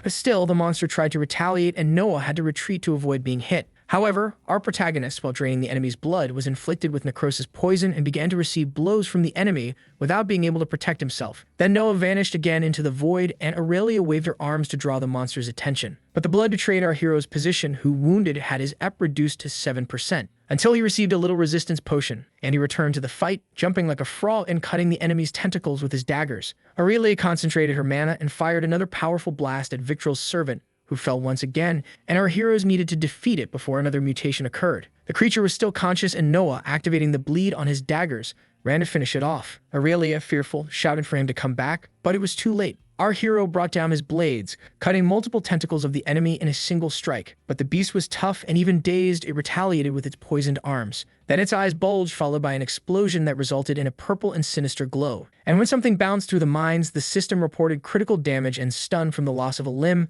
but the vital blood restored up by 500%. Meanwhile, Noah kissed the ground, falling apart as if he had come out of a movie where being without a hand showed that the Force was with you. He began to tremble, but instead of screaming upset about discovering who his father was, he tried to understand why the vital blood ability wasn't working on his arm. The necrosis poison seemed to have spread throughout his body, and so he shoved the stump of his arm into the system screen, gaining a resistance boost to level 2. Aurelia was doing her best, firing a fireball that now looked like the sun against the monster, but it dodged through its blink as effectively as Noah's. Not giving up, he put the dagger in his mouth and charged at the beast, headbutting it like a mountain goat in mating disputes. And using his hunter's path, he applied the obliteration instantly. Noah's expression looked like a furious animal that bit the tentacles dancing in front of him. Thus, his resistance increased as he attacked the enemy alongside Aurelia tirelessly. The sorceress asked Noah to step back to end the show, and he moved to the side for, as the saying goes, when one doesn't want to, two don't fight. Noah saw the fire lick everything, but noticed that the monster had once again traveled to the void. Then, with a brilliant idea, he asked Aurelia to illuminate the entire area, for the creature could only move through the shadows. The sorceress then raised her hands to concentrate the heaviest flames she could endure, and she saw when Victrol's servant crawled looking for a dark place to hide. It was the perfect moment for Noah to stock his dagger in the enemy's shoulder, but it fled again into the void, and when it returned, it was holding Jerome in its tentacles. Our protagonist shouted for the dwarf not to bite the floating arms, and with a quick thought, pulled from the inventory the scroll that was the letter from the god of the void. The enemy stared at Noah, who began to speak in a guttural and dark voice about the artifact in his hands, for he was as bound to it as the monster. Noah's aura had changed as he activated the Born of the Void ability, and when he started to lecture about that commandment of chaos, the Medusa man threw Jerome and attacked Noah, who promptly prepared his dagger and thrust it, this time into his heart. At that moment, the enemy teleported again, with Aurelia indicating that it was his turn to attack and take that filthy fire. Noah found himself engulfed in flames while the weakened monster lay fallen before him. He walked slowly to the dying one, and the young man still alive inside pleaded for the end of his agony. Noah faced the monster and granted the request, draining its blood into a mana stone, thus removing all the poisoning. The young man thanked him and rested, generating several evolutions and rewards for our prota, in addition to acquiring a tome of abyssal summoning Sinister Bro. Noah looked sadly at the worker for having remained alive inside that monster, and Aurelia agreed that it was a tragic fate. The system asked if Noah would like to consume the abyssal creature he had just destroyed. He confirmed on the screen and knelt to absorb the soul and memory of that beast through his Devourer of the Abyss ability. Noah felt a gag after the completion, but nothing like a gentle pat from Aurelia on the back to set him straight again. Our protagonist could feel the painful process that the miner suffered to reach that state, increasing his disgust for Victrol and everything the cult propagated to the people of Arander. Noah, filled with hatred, vowed to end all the cultists and thus received a new mission to hunt and destroy them, despite being deemed impossible by the system. Aurelia sensed the heavy atmosphere and approached Noah, suggesting they find a healer for him, and so she led him out of that chamber, supported in her arms. Noah awoke as soft music played and got up, revealing a specter where his hand used to be. He received a warm good morning from Dylan, the most tedious void assistant with his own work, and asked what he was doing in that modern room, but the man insisted he already knew the answer, so our hero didn't have to strain his memory too much to recall the battle, Aurelia, and the severed hand. And Dylan, somewhat relaxed,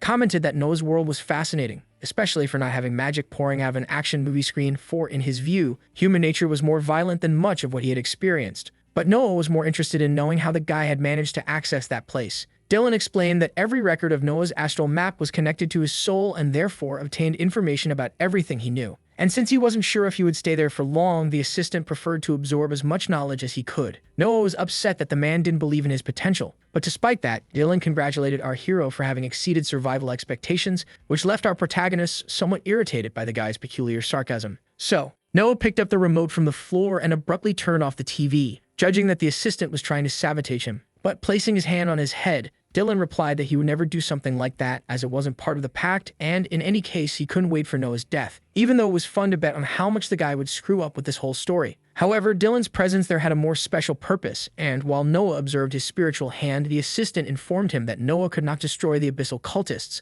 although our protagonist felt flattered that the guy believed he would be able to do so. But the honest guy in glasses, showing his discontent, stated that he didn't believe it, although his opinion did matter. Noah stared at the man and retorted that if the mission didn't violate the pact, he would execute it. Dylan wanted to know what would make Noah give up on this mission, as the cultists had their usefulness, even if they weren't directly connected to the void. And our hero replied that it wasn't the assistant's problem to care about. Dylan then appealed to the fact that every human had a price, and asked what Noah would like to obtain, trying to convince him that in the world, someone was always crying for another smile. The assistant spoke grimly that, even by killing or trying to protect whoever it was, Noah would never change how the world worked, for he was a mere mortal. Our hero pushed Dylan's hand off his shoulder, questioning why the guy was so afraid he would do it, and he raged that, in his understanding, using the power of the void was not a bad thing, even for Aurelia, since the cultists only cared about their own interests. Dylan replied dryly that this was exactly how humans behaved. But Noah, staring at the agent, made a point to emphasize that not everyone was like that. Then, without an argument, Dylan pointed his finger at our protagonist and judged that he didn't count because he considered him a complete idiot. Noah, indignant, retorted that he was the most important fool in this mess and didn't understand why Dylan wanted to protect those worms so much. And before talking about reconsidering his position, our hero wanted explanations for why the Abyss cultists were so important. The assistant took a deep breath and said that Noah had encountered the astral realm of the void where all his mana was born, but that was not the only place where its creatures resided. Dylan explained that part of the void existed in the physical realm called the Abyss, which was the source of power for the abyssal cultists. And in this abyss, the power of the void spread through the reality that continuously consumed it, allowing the creatures of this astral realm to reach the physical realm. Dylan revealed that the void provided strength to the cultists as they expanded the abyss in the physical realm. Noah accused the void of giving power to anyone who asked without caring about the consequences, but for Dylan, what mortals did with the power did not interest him. Indignant, our protagonist insisted on putting it on the table that only the expansion of the abyss mattered and shouted for answers about this purpose. However, Dylan, standing firm in his convictions, reported that the void simply consumed everything it could, as that was its function in the world. A table flew, shattering the TV, but the assistant merely stared at Noah as if he knew he wasn't ready to understand his point of view. Noah gasped in anger at the suffering that people, even children, faced because of the cultists. But Dylan commented that the hero had already taken his revenge for those he didn't even know, and therefore there was no reason to continue down this path. Keeping calm, the assistant picked up the remote and insisted on knowing what it would take for Noah to reconsider. But in front of the cracked screen, just as the pact was sustained, our protagonist warned that nothing would make him change his mind. Then he turned to leave that room and promised that he would avenge those who were unjustly sacrificed by the cultists, no matter how long it took to do so. For the fate of the abyssal creatures was also linked to his through the void, and thus he had the authority to alter their oath if he wished. Noah placed his hand on the doorknob and reminded Dylan that the pact born of the void granted him this position. Then he launched himself into the astral space with the intent to change the fate of those who did not wish to remain slaves of the abyss for the rest of their lives. This was his new mission. Dylan did not oppose him, but he knew the young man was treading on a minefield, for if the gods discovered his intentions, they would unleash their wrath upon Noah Brown. Our protagonist's eyes opened again, and this time he inhabited his physical body on a bed, and indeed, his left hand was no longer there. Aurelia opened the door with a hopeful expression upon seeing him awake, and she commented that, according to the healer, he would be fine in a week, which was good for Noah, despite the stub. Aurelia let out a roar and revealed that he could have his hand restored for a fair price or even as his level increased. But the young man took a glass of water and thought he should have more options on how to get his dear little hand back and asked if there was a library nearby. The sorceress replied that perhaps the village had one, and Noah explained that he could work on some things there to use to his advantage. Aurelia agreed as long as the young man did not use any nefarious power, but Noah, quite ironically, could not promise the sorceress, since his power came from evil roots. This was a hook for the sorceress, who crossed her arms and asked the hero if there was anything she needed to know about the nature of his abilities. Aurelia made it clear that she was grateful to Noah for saving her twice, and that his conduct did not raise any questions. But the young man saw her say that she could no longer cover for him, as things had gone well so far. Then she said she felt 3 different manas in Noah's aura, as he did not have enough control to hide them. But it was not something difficult to guess from his abilities. And even if it didn't sound strange in that world, the witch assumed that the 3 paths of our guy were quite powerful. Aurelia remembered Noah in action and mentioned that someone without experience didn't fight as well as he did, especially after appearing in an abyssal cult and demonstrating control with void abilities. The witch recognized that Noah never backed down from battle or showed fear. Our protagonist replied that he had always practiced martial arts in school and that should count for something. And looking at his half-arm, he revealed that he was never quite sure about his abilities. He just tried to survive in a strange place where people wanted to kill him. Aurelia nodded her head and suddenly pointed at Noah, saying that she trusted him and therefore would show him something she didn't share with most people. Aurelia then enveloped Noah in her fiery mana and asked if the boy also trusted her or if she would be forced to do something she didn't really like. The witch revealed that she needed to be sure that the boy could travel with her. Then she took a ring off her finger, explaining that the artifact allowed her to let him follow together, and thus asked Noah to inspect it. But our boy, unfortunately, couldn't see anything through that object, and Aurelia insisted that he try once more. Noah discovered that the ring was forged from the frozen tears of the ancestral dragon, capable of healing its bearer and teleporting them to a safe place just once. Relieved, Aurelia revealed that the group she was betrayed by didn't know about this condition, so Noah assumed that he had passed the test. The witch replied that yes, but she was worried about our protagonist having such intimacy with the void, in addition to the sinister scroll he had used twice, and she even wondered if perhaps he was hiding something about his nature, but Noah asserted that he had been honest all along. However, Aurelia confessed that she still had her doubts about the boy, who suggested to her to use her lie detector whenever she needed, even though she didn't have one. Noah handed a mana stone to the witch and asked her to press it against her chest, so she could know the nature of her mana. At that moment, a dark aura enveloped Noah as he said that the memories of his death seemed to have been erased. But he could tell Aurelia that he awakened in the void and for that reason received the paths and the scroll, even without intending to harm innocents. Aurelia asked Noah to swear standing that he was not lying, and when he repeated the words of the oath, a new mission screen appeared informing that he was now a man of his word. Noah felt a golden light rise above him, and soon after, Aurelia noticed that the stone had not broken, thus allowing her to fully trust the words of our honest boy. Noah was surprised by how the scheme of breaking the stone in a lie worked, and Aurelia told him that some aura masters could hide their nature, but it was difficult. Our boy felt much more relieved, so he decided to do something useful like changing the bandage, making the bed, and then he went for a carefree stroll around the village, until he arrived at the library and picked out some books that talked about how to restore arms. The idea of a mechanical arm stirred in his mind, so he studied a pretty crazy formula with void parasites and other nefarious things for the reconstruction of his arm. Upon closing the book, he realized that the process didn't explain whether he should use the parasite directly on his body, so he grabbed another book to learn more about the creatures he would be dealing with. Noah discovered that the parasites used the life force of the host to survive and to capture it. They needed to devour it. This ability was not a problem for him. After studying, Noah verified that he had the books for the reconstruction, as well as the necessary skills that granted him life force, so he decided to start the work. He left the library with the book under his arm and found Aurelia in a basement to begin the process. The boy placed the book, advanced on the abyss into the system, and gained level 25 experience on the subject. Then he took a mana crystal and drew a symbol on the ground. He even felt proud of his art while Aurelia observed the scribbles somewhat startled. Noah positioned himself in the center of that circular mandala and opened another book while the void was invoked. The system also consumed the information from the abyssal tome,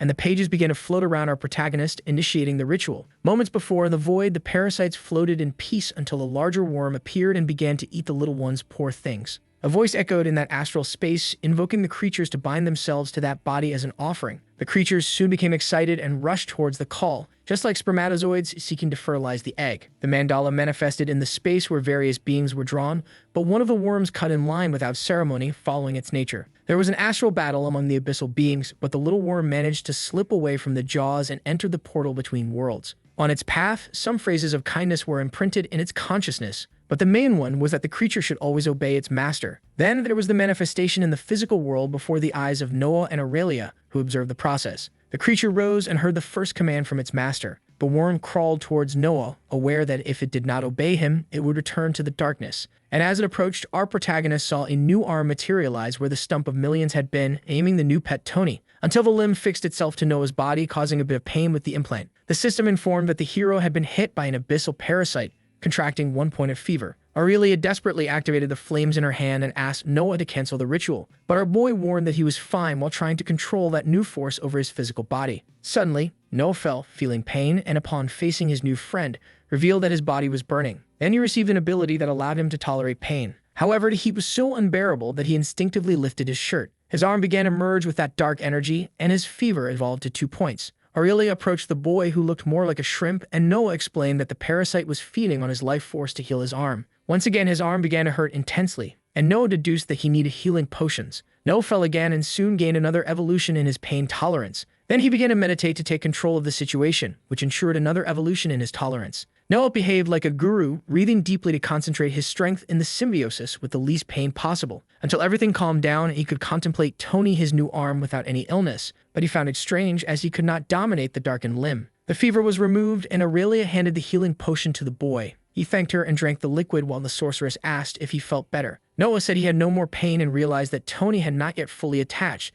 so he decided not to move his arm for now. The clawed hand still emitted some remnants of the void's aura, and Noah contemplated his new weapon with strong muscles, claws, and even venomous glands in addition to cute eyes. The parasitic limb had reached level 6, and Noah was now a symbiotic human, so the system increased 2 points in all the boy's attributes. He admired his new arm while the system updated the information, and Aurelia confessed that she initially did not believe in the success of the process. Our hero said that was one of the reasons he had researched a lot, but everything turned out better than expected. Noah felt renewed and excited like a child who just got 5 pounds. But Aurelia thought the boy should hide it to avoid curious looks, as it was not normal for adventurers to take parts of monsters to restore their limbs. Although Noah found it formidable, Aurelia did not completely approve of the aesthetics of the new arm. Then Tony's eye suddenly appeared in the palm of Noah's hand, who confessed he needed to learn to control his little friend. Aurelia, curious, asked if she could pet it, and Noah replied that the pet did not bite. The sorceress began to poke Tony, who soon trembled and hid like a scared dog. She conceded that a weapon like Tony could be interesting, although the great challenge for the Awakened was to acquire equipment compatible with their level. But she confidently assumed that if the arm had a connection with the boy's astral map, it would also evolve gradually. Noah was eager to test his new toy, and Aurelia suggested they go far from the village to avoid destroying anything. They then left the city for the nearby forest, and Noah stopped in front of a huge tree. Our hero activated Tony's sinister aura and attacked the trunk several times with ferocity, which began to express a macabre semblance. And as if that weren't enough, he also added a bit of the poison that soon seeped into the trunk, marred by the blows dealt. Noah stared madly at his target with a look never seen before. Aurelia shouted, professing that Noah needed to learn to use the claws and that his movements were flawed with his left hand. However, the protagonist was relaxed and thought that Tony could help him improve his moves, as it was just an adaptation period. Noah was so silly with his toy that he couldn't stop laughing just by looking at it, and Aurelia couldn't understand how someone could be so happy using a void monster claw instead of a hand. But for Noah, it wasn't about magic, and he thought it was pretty cool that many rich people would pay a good amount to have an arm like that. Aurelia crossed her arms, not understanding the meaning of cool, so our protagonist explained various ways the sorcerers could use and abuse the term in a sentence. However, Aurelia insisted that Noah's world was quite strange, but the boy commented that where there were dragons was right there, come on. And trying to continue the argument about the strangeness of a wind being breathing fire, Noah came across a huge rock. Aurelia leaned against a tree defending her point of view, without noticing that our hero activated his claws and ran towards the rock to play again with Tony. However, despite the damage caused to the stone, the boy realized that he still had some bones running through his arm. Then his obliteration was activated, and Noah noticed that the void energy seemed to react more intensely in his left arm, so he should use it with caution. Noah focused and attacked the rock again, and he jumped all happy when he saw the damage he had done this time. Aurelia, already somewhat fed up with that game, suggested they leave before they noticed the boy's disappearance. On the way, Noah couldn't wipe the silly smile off his face, and the girl, out of patience, asked what was so funny. The boy made a little joke about hands, which for Aurelia was the last straw. Then suddenly, the woman shot a burst of fire at him to make him pay attention. But Noah was clever and activated his void camouflage to escape the blow, and he ran off enjoying the situation, while the sorceress shouted that she would catch him around the corner. In the tavern, Lorien and Noah were talking about the new arm, and the boy wanted to know what people were gossiping about the subject, but the tavern keeper suggested he not pay them any mind. However, Noah's ego was so inflated that he, smiling, commented that he liked the damage. He recounted that while taking a stroll, he heard the wildest assumptions from the villagers about how he got that beauty. Then, taking advantage of the mood, he gave the people a little scare to confirm their expectations, eliciting good laughs in that relaxed chat between the old man and the boy. Lorien asked how long Noah planned to stay in the village, and the protagonist replied that about 2 days until Aurelia organized the logistics. The man commented that he found it strange for the woman to be in charge, while Noah took a sip from his mug, knowing he couldn't turn off his life force because of Tony. But after refreshing his throat, he justified that it was better to have Aurelia in control than to end up getting lost and dying out there. Noah showed a list to Lorien and asked if he could help him with the items, but the man, indignant upon reading the content, asked if the protagonist wanted to summon a demon. However, he felt relieved when the boy explained that it was just for new skills, and he handed a mana stone to Lorien to get the items as soon as possible. The tavern keeper shook his head negatively, and Noah gave him more stones, promising him more by the end of the day. And so he left the inn with empty pockets but a smile on his face. Later, a boy brought the cart to our protagonist, and he said that his boss hadn't found all the items, but everything was listed nicely. Noah came down the basement stairs with his trinkets while Aurelia stared at him, still angry about the pile he put on her in the morning. The boy asked for a little help, but the sorceress pretended it wasn't her problem, and Noah found it funny how she tried to punish him. Aurelia saw a bunch of things on the shelves and asked what the boy was going to do with those things. And Noah, pleased by her interest, told her he was going to do some tests with his abilities, noting that no bunnies were harmed during the recordings. Noah opened his inventory and asked Aurelia to watch from the sidelines, but the little bunny didn't seem very confident with the somewhat crazy expression of our fighter-turned-alchemist. Noah grabbed a jar with black stones and threw one into the air, but when he caught it back, he automatically entered the void dimension, which even surprised the carrot eater. And when he returned next to Aurelia, he discovered that he could teleport objects, but Noah was ambitious and wondered how much more he could take to the other side. Noah continued his tests, now with his hands full of stones, trying to transport them to the void. He announced the start, but he noticed something strange about his body during the trip, and upon returning, he mentioned that he felt an inexplicable tension while Aurelia read a book relaxed. Our protagonist opened the system and deposited some of the stones into the inventory, as he realized that traveling with them in hand made it harder to use the ability. He tested it again, and upon returning from the blink, commented happily that it was possible to travel with items when they were in his inventory. Then he picked up an iron bar and prepared for the next test.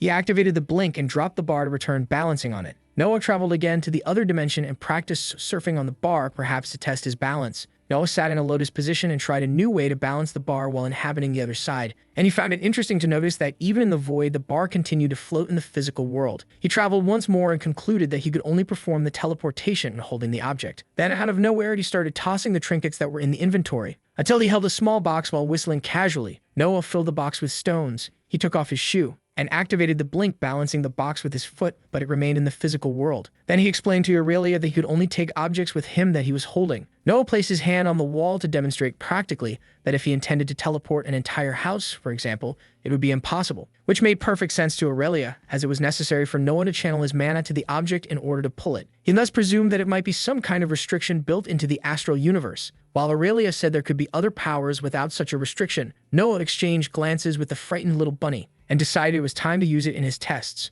So he removed the little creature from the cage, ensuring that nothing bad would happen to it. Noah held the animal in his arms and activated the teleport, under Aurelia's curious gaze, who witnessed the young man's ability to take living things with him. Excited by the discovery, our protagonist prepared for the next experiment with a jar full of worms. But unlike the rabbit, these little creatures showed so much resistance in their physical mass that Noah returned exhausted, needing to meditate to recover his mana. As a final test, our young man invited Aurelia for a little trip to the other side, and the woman, without objections, closed the book and replied, "Let's go." Noah touched Aurelia's shoulder and activated his ability, but deduced that the system wasn't considering that he was holding her. So he took the sorceress's hands, but felt something strange around him. There was a flash, and the system indicated low mana from our protagonist, even though his ability had evolved to level 5. But when they returned to the physical world, Noah fell to one side and Aurelia tumbled to the other, feeling horrible. Noah got out completely exhausted, but was satisfied to know that he could teleport with Aurelia in difficult situations, and the sorceress confessed that she didn't know if doing it again was better than dying, as she felt like her brain had split in two. Then suddenly, Noah regurgitated and quickly recovered. Our protagonist began to piece together the lessons he had learned from his tests and decided to continue the experiments. He opened the inventory to deposit the stones from the jar one by one, but he noticed that the inventory was consuming his mana.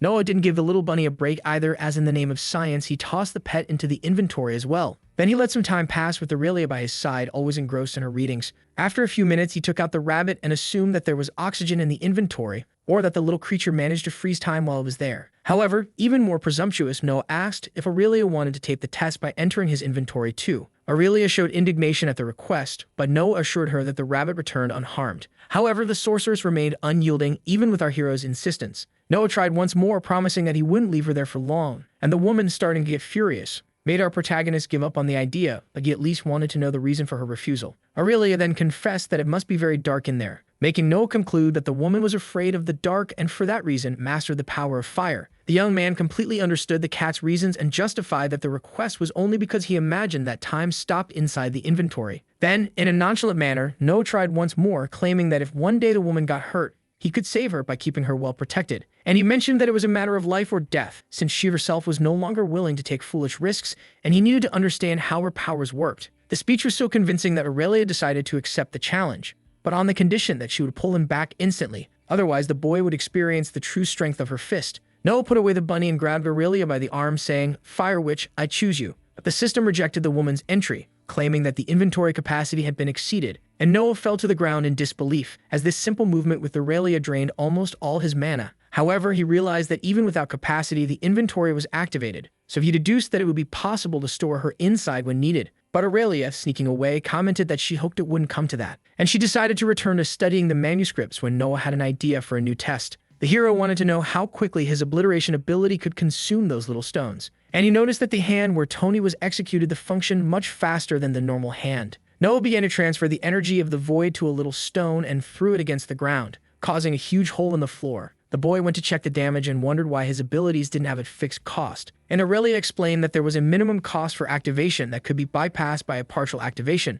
Noah understood the narrative while pulling the rabbit out of the hat, or rather from the inventory, and staring at the fluffy creature, he was sure that time stopped inside his inventory. Then he released the little animal, which bounced and jumped into Aurelia's lap. The sorceress couldn't resist and petted the bunny, saying that animals sense kindness. Noah, for his part, pointed a dagger at the creature and asked if Aurelia could hold it tightly, as he would need to hurt it a little. "It's all staged, okay, folks." And the girl promptly grabbed the pet with her look of, "Touch him and I'll skin you, clumsy boy." With that, the protagonist once again tried to explain that he needed to be sure if his blood had healing power, but if it didn't work, the woman could just give the little creature a potion. The sorceress agreed to the test, and Noah promised the fluffy one that it would be a quick pain. Then he made a cut on the rabbit's leg, which became a bit dizzy in Aurelia's lap. Quickly, Noah made a cut on Tony's hand and poured his blood over the animal's wound, which to everyone's surprise worked family. Noah stared at his hand with some disbelief, and the pet jumped from Aurelia's lap to lick Tony's red milk. Aurelia, always cautious, warned that Noah shouldn't tell anyone about this ability, but the boy, distracted by the bunny, asked why. The sorceress warned that now he was a walking healing potion, so if he didn't want to be imprisoned to serve as a health machine,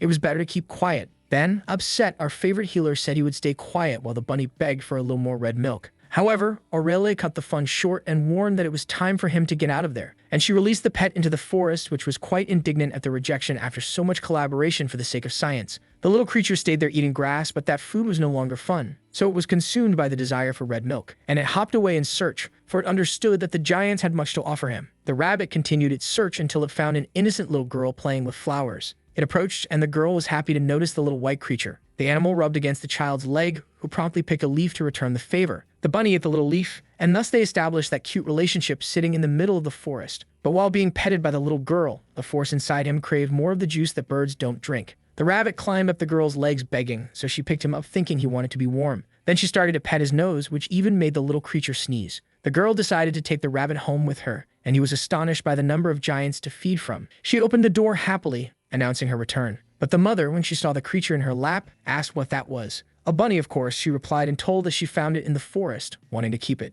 The woman put her hand on her head, already presuming she was going to have trouble, and the rabbit just wanted to drink its juice of malice. As there was no agreement, the mother asked the girl to take him back to the forest, but she insisted on keeping him, showing how cute he was. Then the woman took the creature from the child's hands and decided to put it outside. The girl followed her mother, grumbling, but the woman continued without a word. The rabbit heard the door close behind him, and once again was rejected by those who could feed him. Indeed, society shapes the individual. Not giving up, the pet returned to the house door and earnestly asked for his strawberry milkshake. Then he cried alone and abandoned, feeling deceived once more. Oh, cruel life. Nevertheless, the rabbit hopped away in search of another giant who would treat him better. The creature reached the middle of the city until he spotted a bald man and approached him. As he was so cute, the man promptly picked the creature up, and the mustached man beside him commented that he had seen him with a little girl not long ago. The bald man remarked that rabbits had very tasty meat and thought that perhaps he could cook him. But noticing the danger around him, the animal quickly defended himself and bit the hungry man's finger, who screamed while serving milk to the little creature.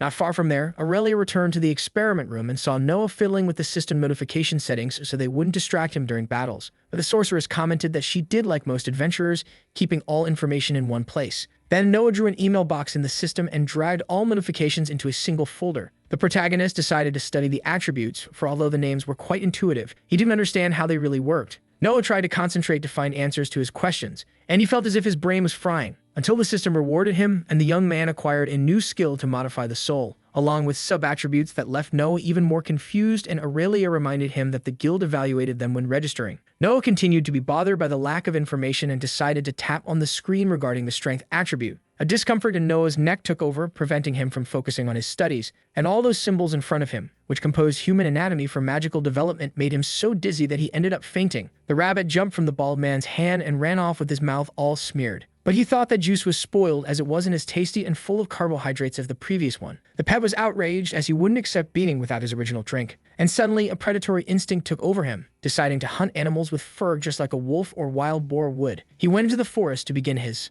hunt, until he saw a squirrel doing the sun salutation, and he ran after it, filled with bad intentions. The squirrel, running freely, found it strange that the rabbit was on his tail and decided to speed up. But the rabbit didn't give up, so the squirrel dodged and climbed the trunk of a tree. Upset, the rabbit turned around and decided to try with something bigger and suddenly spotted a pig eating apples. And with his red eyes and white fur, he charged at the swine, sinking his teeth into its hind leg with skin and all. The pig grunted in pain and kicked the pet, who tumbled 1,000 times as he wasn't strong. Then he came out all hurt, but soon his wound healed by itself. He felt better and spotted another rabbit eating leaves in peace. His eyes sparkled, and he thought he would have a good chance there. As the brother wouldn't see him as a threat, he approached, and the two began to sniff each other in that natural recognition ritual, until the cute brown one cordially said goodbye. But our pet felt the instinct take over again and jumped against the harmless one without ceremony. After the feast, his expression remained unsatisfied, and therefore he attacked the little brother again with the intent to consume him, which granted the rabbit a cannibalism status and a few more evolutions. However, as the system was relentless, it gave him the possibility to become a killer rabbit.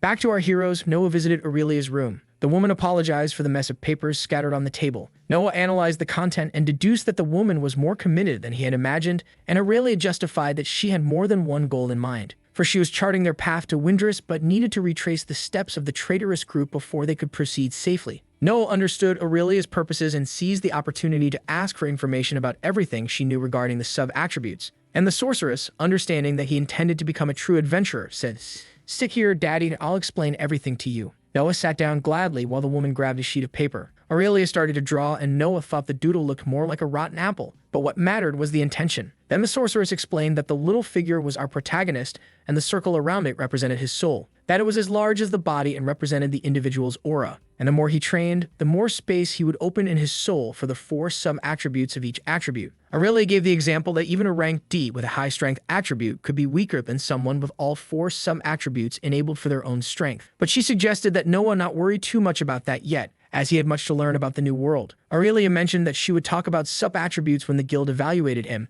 and the hero felt a bit pressured, asking what the need for such an evaluation was. Aurelia emphasized that it was of utmost importance, but she didn't go into details, as it was time to leave. An hour later, our adventurers left the village amidst the mayor's thanks, who granted them 2 horses. And he smilingly said that the village doors would always be open for both of them. Aurelia thanked him, and they continued down the road, bidding farewell to the townsfolk for their new mission in the City of Winds. The 2 suns were blazing, and Noah could hardly endure the riding. The protagonist suggested they take a break, but Aurelia said they should keep going, as time was short. Noah complained that the day had suddenly turned hot, and Aurelia explained that the suns got closer every 15 days, demonstrating that it was her favorite climate, while our protagonist wished that among his powers, he had one that could cool him down. Aurelia commented that the boy could gain heat resistance with constitution, but at the moment Noah just wished Windress had a more pleasant temperature, because the climate of that world changed abruptly, and she gave the example that they had just been in a forest full of trees, and were now almost in the Sahara Desert. Aurelia explained that the environment was related to the strongest mana of the place, which is why the climate there was drier. Noah shielded himself from the sun, while the sorceress explained that Windress already had more of the strength of air, and the boy wished they would find fewer places rich in solar mana stones, a comment that drew hearty laughter from Aurelia. The woman warned our novice to stay well hydrated, and said they would soon take a break for the hot one to cool off. Noah, already melting, grabbed his canteen and gulped down some water, when Aurelia suddenly spotted something in the distance. But Noah, due to the sunstroke, couldn't identify it and heard the sorcerers say they should go faster. The 2 then galloped swiftly towards a man driving a carriage. It passed by the coachman casually, who greeted them cordially, and asked with a smile if the guild had sent people. Noah and Aurelia exchanged glances, and the sorceress replied that they were just 2 adventurers on their way to Windress and wanted to know if there was any problem there. The coachman said that a landslide in the valley had blocked the way, and he didn't know how long it would take to send a geomancer to resolve the issue. The heroes moved ahead to the large rock blocking the road, and upon confirming the path on the map, Aurelia suggested another riskier route. Seriously, the sorceress said she didn't want to sleep in the forest, so she decided they would travel through the night, but Noah thought the decision was somewhat insane. The coachman was astonished that they chose the Serpent's Grove, and Noah wanted to know what the problem with the place was besides the intimidating name. In a grim tone, the man revealed that there were rumors of a worm in the area, and even though our 2 were adventurers, he tried to discourage them from taking such a path. But for Aurelia, it was nothing but nonsense, as she detected no mana in the area, not even for a wyvern, let alone a worm, until they saw a couple with a faint child in the grove, and the man waved hopefully at our adventurers. Aurelia avoided eye contact, but Noah couldn't ignore the guy whom the system identified as a sculptor pleading for help to cross the Serpent's Grove. Noah heard the man say that his son was very ill and they needed to get to Windress as quickly as possible, even promising to reward the heroes. Noah asked if the father was a sculptor, and the man confirmed, introducing himself as Leon and telling that he worked for the mayor of Altius. Our heroes approached the family, and when asked about the boy's illness, the father said that only a rank C healer or higher could save him. Noah crouched down in front of the boy to check and noticed that he was burning with fever. Then Aurelia, already imagining what was going through our protagonist's mind, called him to talk privately. They moved away, and Noah asked why the witch only wanted to leave them behind. However, Aurelia replied that Leifar was closer, and Noah retorted, as the boy needed a rank C healer. He suggested using healing through his blood, but Aurelia definitely refuted the possibility, reminding him of the consequences. Then the young man decided they would take the family to Windress, and Liam thanked them immensely as the system updated the mission tab for our hero, considering it difficult with an unknown reward. The man informed his wife that they would continue their journey, but before Noah called them, and handed a tube with a red liquid to give to the boy. For following Aurelia's advice, our young man cut himself gently to not reveal Tony's properties, so in the little jar it stays relaxed without drawing attention. Shia, who was the mother, showed the medicine to the boy, warning they would help him with the fever. But the boy looked at the tube with disgust. Then Noah told him he would take his parents to the big city to heal him, and the little medicine would make him feel better. Arios, the boy, hesitated for a moment but drank the wicked juice all at once. Then Aurelia, who was already on the horse's back, spoke dryly that they should leave soon, as the journey was long. The road through the forest continued with freshness, and Aurelia, who was carrying the woman with the child, said that the path would have an exit to the right, bringing them face to face with Windress, and if they continued to travel through the night, they could arrive at dawn. Noah made no objections and continued to ride, taking the boy's father with him, and he commented that he did not know Altius mentioned earlier, but Leon explained that it was a city to the west, near the Lost Forest. Our protagonist wanted to know a bit more about the man's profession as a sculptor, who promptly took a teddy bear out of his bag and said it was his specialty. Noah was astonished by the doll dancing in the man's palm, while he explained that the mayor had hired him to make watchtowers for the city. Curious, our young man wanted to know how the teddy bear moved on its own, and Leon explained that it was a skill he had to command the sculptures. On the other side, Aurelia was talking to Shia that rank C healers were not very common, and therefore their services tended to be expensive. Then the woman told that they had sent letters to a group that had a rank C healer and decided to help them. Worried, Aurelia asked if the group was called Iron Fists, but the woman replied that it was something like the Just Light. Liam thanked for having found someone, as Arios had been ill for over a week and they no longer knew what to do. And with trembling hands, the man commented that many children were falling ill under rumors of a curse or plague. Noah was outraged, and Leon said that the elders had also been affected. Shia told that besides being a seamstress, she performed births, and in the last month, all the children had been born weak, and the population no longer knew what to do. Leon, outraged, also commented that there had been more movements from the Abyss cultists, as if the Church of these demons was sending more priests than usual. At that moment, Noah and Aurelia listened attentively, as they knew what the man was talking about. Shia said that her wish was to go to another place after Arios got better,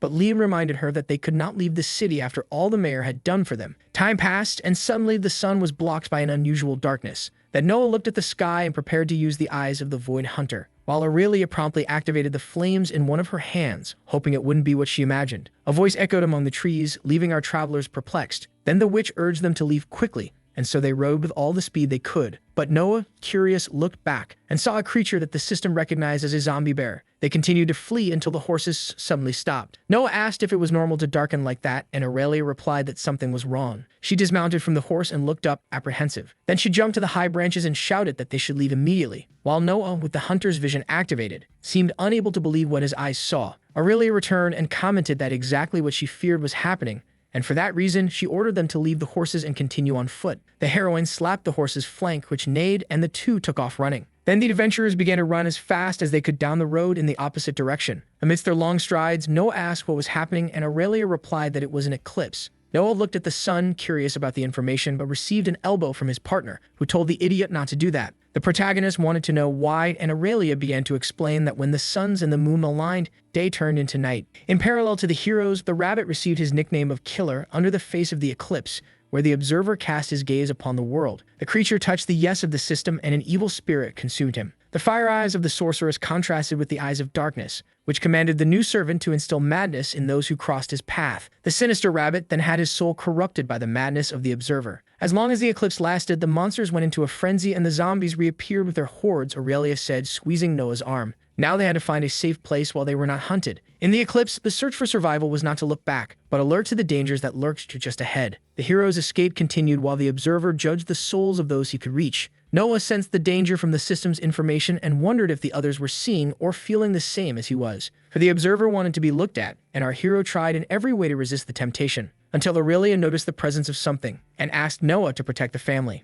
Aurelia screamed and attacked with her flames a zombie bear that appeared fiercely before her. She struck it repeatedly, the creature resisted strongly. Meanwhile, Noah kept the citizens protected in the rear, but he drew his blades and, with the hungry eyes of the void, ordered the family to flee as fast as they could. However, a serpent appeared stealthily, but the protagonist's eyes detected it. Then, with a quick strike, he cut the creature in half. Aurelia continued her battle with the zombie beast, and Shia, who watched everything horrified behind Leon, did not notice a hand crawling in her direction. A zombie lunged at the woman and grabbed her leg with its cold, putrid fingers. Shia screamed for help, trying to free herself from the monster while still holding Arios in her lap. Then Noah approached and threw his dagger at the zombie, to then finish it off with ease. Noah supported Shia in his arms, but the woman ended up having her ankle affected by the monster. And our protagonist, realizing the severity of the injury, did not hesitate and cut the palm of his hand to save her from transformation. He placed Tony over the woman's wound and said he would heal her. Meanwhile, Leon showed that he was also good at fighting and made the teddy bear grow and fight against the zombie bear. Aisha felt the pain diminish and, supported by Noah, managed to return to the others.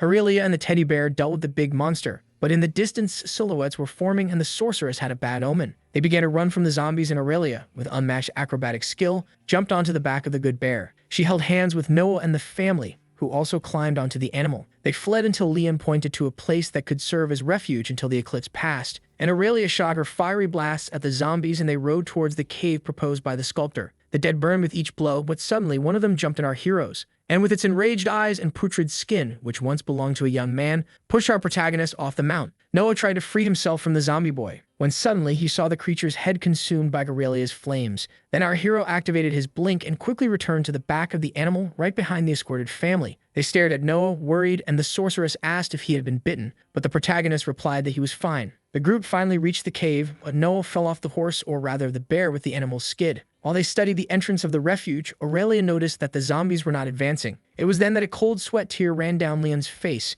as he realized what the possible hiding place was, and a colossal form with sparkling eyes began to emerge from the shadows. But while the enormous creature leaned into the darkness, Aurelia had not realized the danger. Our heroes were cornered between the horde of zombies and the threatening eyes emerging from the cave, and Aurelia was overcome by a sensation she was not used to, until the great dragon snake presented itself, bringing terror and fear to those who faced it. The feeling was so horrible that Noah found himself without hope of staying alive. They could not move, then everything seemed to be the end. The sorceress fought against that absolute power while the fragility of Erios exploded into childish tears. The dragon was leaving its den and sniffed our heroes who remained petrified. There was only despair, and Noah lamented not being able to save the little boy. But suddenly, something unusual happened in Noah's eyes. The dragon took a liking to Erios, who gently petted it. The happiness and childlike purity were the key. And so the boy received a scale from the dragon, which removed all terror. Relief and peace returned to Noah and the others' consciousness, until the beast returned to the lair where it protected its egg, and they're warned that they could stay until the false night passed. Noah and Aurelia seemed incredulous at such luck, but they showed gratitude for the dragon's maternal instinct,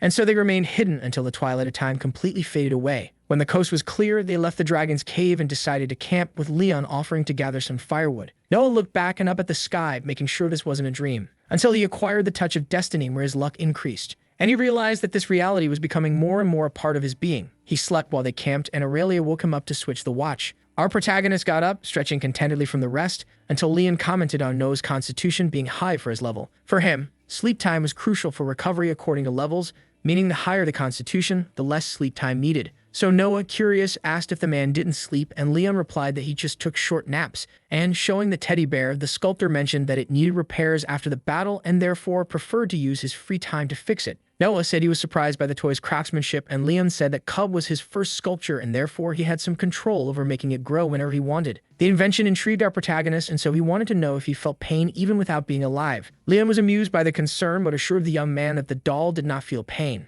However, he imagined that if he kept Cub large for longer, he could provide it with a better life. And Noah supposed that the man cared a lot for the little one, leaving Leon somewhat blushing, but revealing that his dream was to make a sculpture indistinguishable from the real. Noah, already pondering his experiences with emptiness, asked if it was possible to do so, and the sculptor replied that probably not, but he would never stop trying. Noah checked his profile in the system, and he was very pleased to notice that he had evolved in several attributes. Then he began to slide his finger across the screen to learn a bit more about the new skills, until he discovered that his resistance to terror had evolved to level 3. Noah realized it was a new ability received after the encounter with the cave dragon. He then added it to his status, which soon increased his XP bar. Noah celebrated the increase in all his attributes like a goal, but his body suddenly began to tremble and freeze, and Leon brought his hand to his face at Noah's sheer naivety in the world of suspended screens and systematic evolutions. The sculptor approached Noah suggesting rest, but the young man insisted he was fine, even with the tremors. However, Liam was emphatic in stating exactly the opposite to our stubborn one and explained that the increase in aura created an overload in his body. Noah tried to hold firm, so Leon asked him to at least try to meditate as he would keep watch.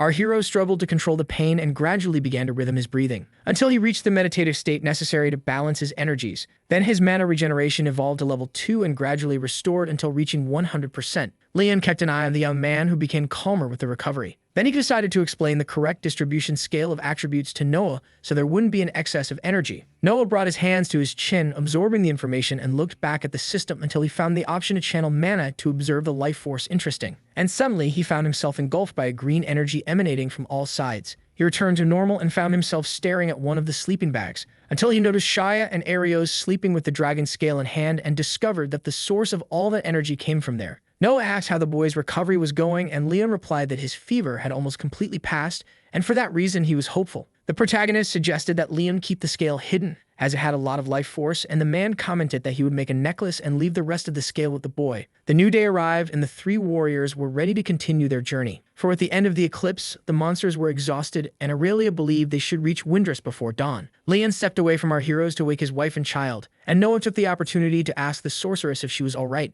Then Aurelia, despite her worried expression from the recent events, replied that everything was in order, but she confessed that she was still a bit disturbed by their luck in having come out alive after the encounter with the dragon. Meanwhile, Leon strangely went to wake Aisha, and giving a sidelong glance at the heroes, informed his wife that it was time to leave. The sculptor took the scale with his son and said he would keep it for precaution. They continued their journey, and Noah was worried about Aurelia's strange demeanor. The next day, a beautiful city protected by large walls was observed by some men who were flying over it with a winged mechanism. And Noah was astonished, imagining they could be giant eagles. But Aurelia explained that they were feathered gliders and that they used wind mana, allowing them to soar over great distances. The sorceress told Noah that the sensation of flying was wonderful and that she would show him how it worked as soon as they arrived in the city. Our protagonist noticed that the city had no entrance gate and asked if they were on the opposite side. But Aurelia pointed to the wall where there was a moving elevator, which left Noah dumbfounded. It took the means of transport, and Noah looked like a child in an amusement park, gazing upwards, until the elevator ascended rapidly, and our boy displayed a newly unlocked fear. With their spirits controlled, they enjoyed the view as they reached the top of the wall. When they entered the city, Aurelia commented that she wasn't carrying her adventurer's badge and that they would need to go through security. As they walked, Leon called out to the adventurers and, as a token of gratitude, gave them some level C mana stones without specification as a reward. Aisha also thanked the heroes and expressed confidence in Arios' improvement,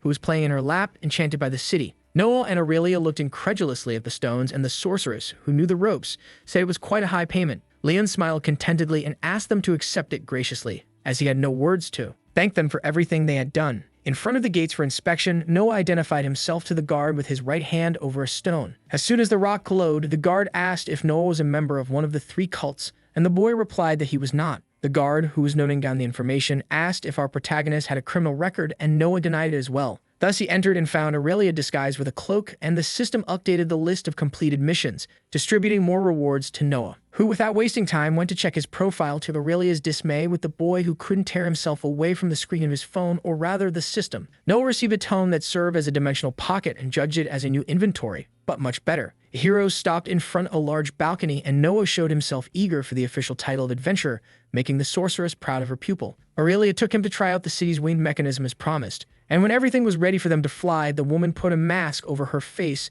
that the system identified as a veil that altered even the voice of the wearer, making Noah find it quite frightening. But for Aurelia, it was better to stay that way and remain alive than to be found by her old group of traitors. They walked to the open part of the balcony while many people took relaxed flights. Noah stopped at the starting point, and his legs trembled at the height of the place. Then Aurelia said she would go first and asked the boy to follow her when he felt safe. But Noah said nothing and stood frozen, swallowing saliva behind his nervous smile. Aurelia prepared herself and launched herself with the mastery of a bird of prey, which left our hero speechless and confident to make his debut jump. Then the wings extended, leaving him somewhat stunned, but with confidence he took a few more steps forward. And thus he jumped, feeling the wind brush against his face continuously. But the people who saw him jump looked curiously at the boy's posture, and he himself thought that something was not quite right. However, he remembered that the guy on the platform said the wings worked on their own through the air mana stone and were connected to the mechanism in his body. Thus, he found the stability needed to enjoy the ride. Aurelia, watching the boy enjoy the flight, said she missed that experience, but it was time to hurry to the guild's headquarters.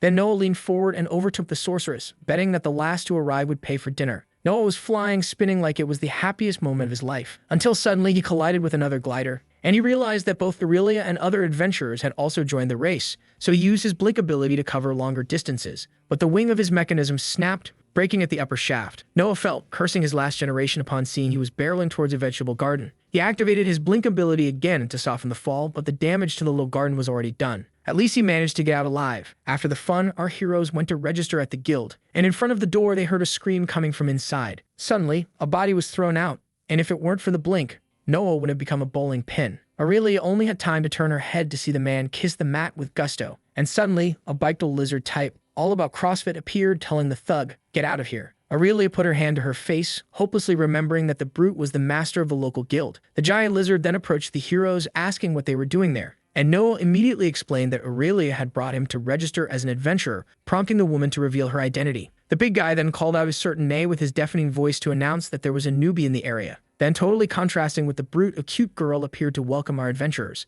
Noah confirmed by looking down as the girl barely reached his waist. Then she smiled and invited our protagonist to enter the guild headquarters. Noah followed the little legs but was startled when he saw a bunch of big guys sprawled on the floor of the main hall. The girl asked our young man not to worry, as it was training day with the leader, so they only had 5 minutes of sparring without losing friendship, and she reinforced that the members were not dead, just too tired to get up. Noah didn't really enjoy the joke, but he approached the counter where Lil Nay asked if he was familiar with the registration process. Our protagonist shook his head negatively and wondered if the girl wasn't too young for the job, but she, being half celestial, was much older than the curious one. Aurelia interrupted the registration to ask if she could get another adventurer's plate on site, as she had lost hers in the last campaign with the Iron Fists. The receptionist then asked for a moment to confirm. She approached a bookshelf and confirmed that for a reissue of the plate, a payment of 12 level F mana stones would be necessary. Aurelia made the payment and received her new adventurer's plate. Then they wanted to know if the sorceress needed anything else, and our heroine said she was giving the green light to make Noah an adventurer, and since he was new in Arander, it was for the receptionist to review everything needed. Noah appeared anxious, but Aurelia asked him not to worry, as it was a necessary formality to protect him even as a citizen, like generating a CPF. Nay explained that foreigners register in institutions and make their payments or swear allegiance to the rulers or administrative bodies, but here it was free. And realizing that Noah did not belong to any affiliations or have an identity card, they would need to make one. The girl also handed over a form to be filled out, which Noah used the system to read like an interactive translator. The protagonist was reading the adhesion term, and Nay commented that he could take as long as he wanted with the contract or ask a specialist to analyze it. Noah followed the girl to a private room where he placed his hand on a stone similar to the one at the city entrance. Before those sacred runes, the little one asked again if he was involved with any of the 3 cults, and logically Noah denied. But Nay, interpreting the lights of the rock, revealed that Noah's answer was a half-truth, and therefore the protagonist should explain himself better. Noah felt the sweat trickle down his face as he thought about how to explain his true nature. Then, without ceremony, he told everything, from how he arrived in that world to the abyssal experiment he eliminated in the mines. With wide, curious eyes, the receptionist cleared her throat and said,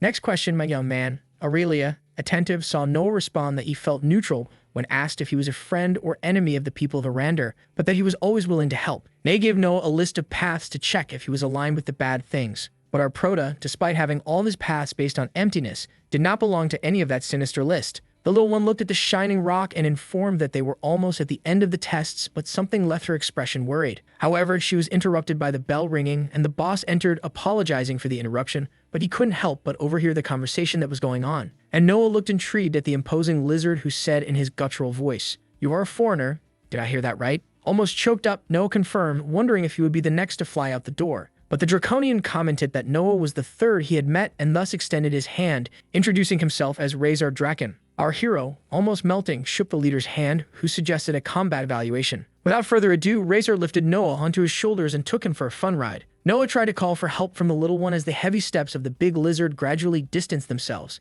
And before leaving, the Draconian turned to Nay and said, "Prepare the training field because today the Jirapoka goes to Pew." Noah tried to call his mother, but nothing in this world or another could pull him from Razor's grasp. Razor simply jumped from the 3rd floor with Noah on his back, and the guy was so hulking that he cracked the ground upon landing. The boss threw Noah to the ground and called him to the fight to discover what our big boy was made of. So Noah asked if the lizard could give him a moment to prepare, and Razor smiled, indicating the waiting room that was right next door. The door closed like lightning, and Noah used the space to recover from that first aggressive impression of the boss. Lonely and under no pressure, our protagonist opened the system to devise a strategy, pulling out one of his textbooks. Noah took the tom from his dimensional pocket that allowed him to use the astral energy of his soul to create a kind of cloud storage for everything he had. Razor pounded on the door, eager to show the boy how many scales it takes to make a lizard. And Noah, who needed a bit more time, noticed a vase on the table and thought it was a good object to test his new ability. However, when he absorbed the vase, he had the slight impression that it was in his pants pocket. So he commanded the jar to his hand and was stunned to realize that he could now teleport objects with extreme ease.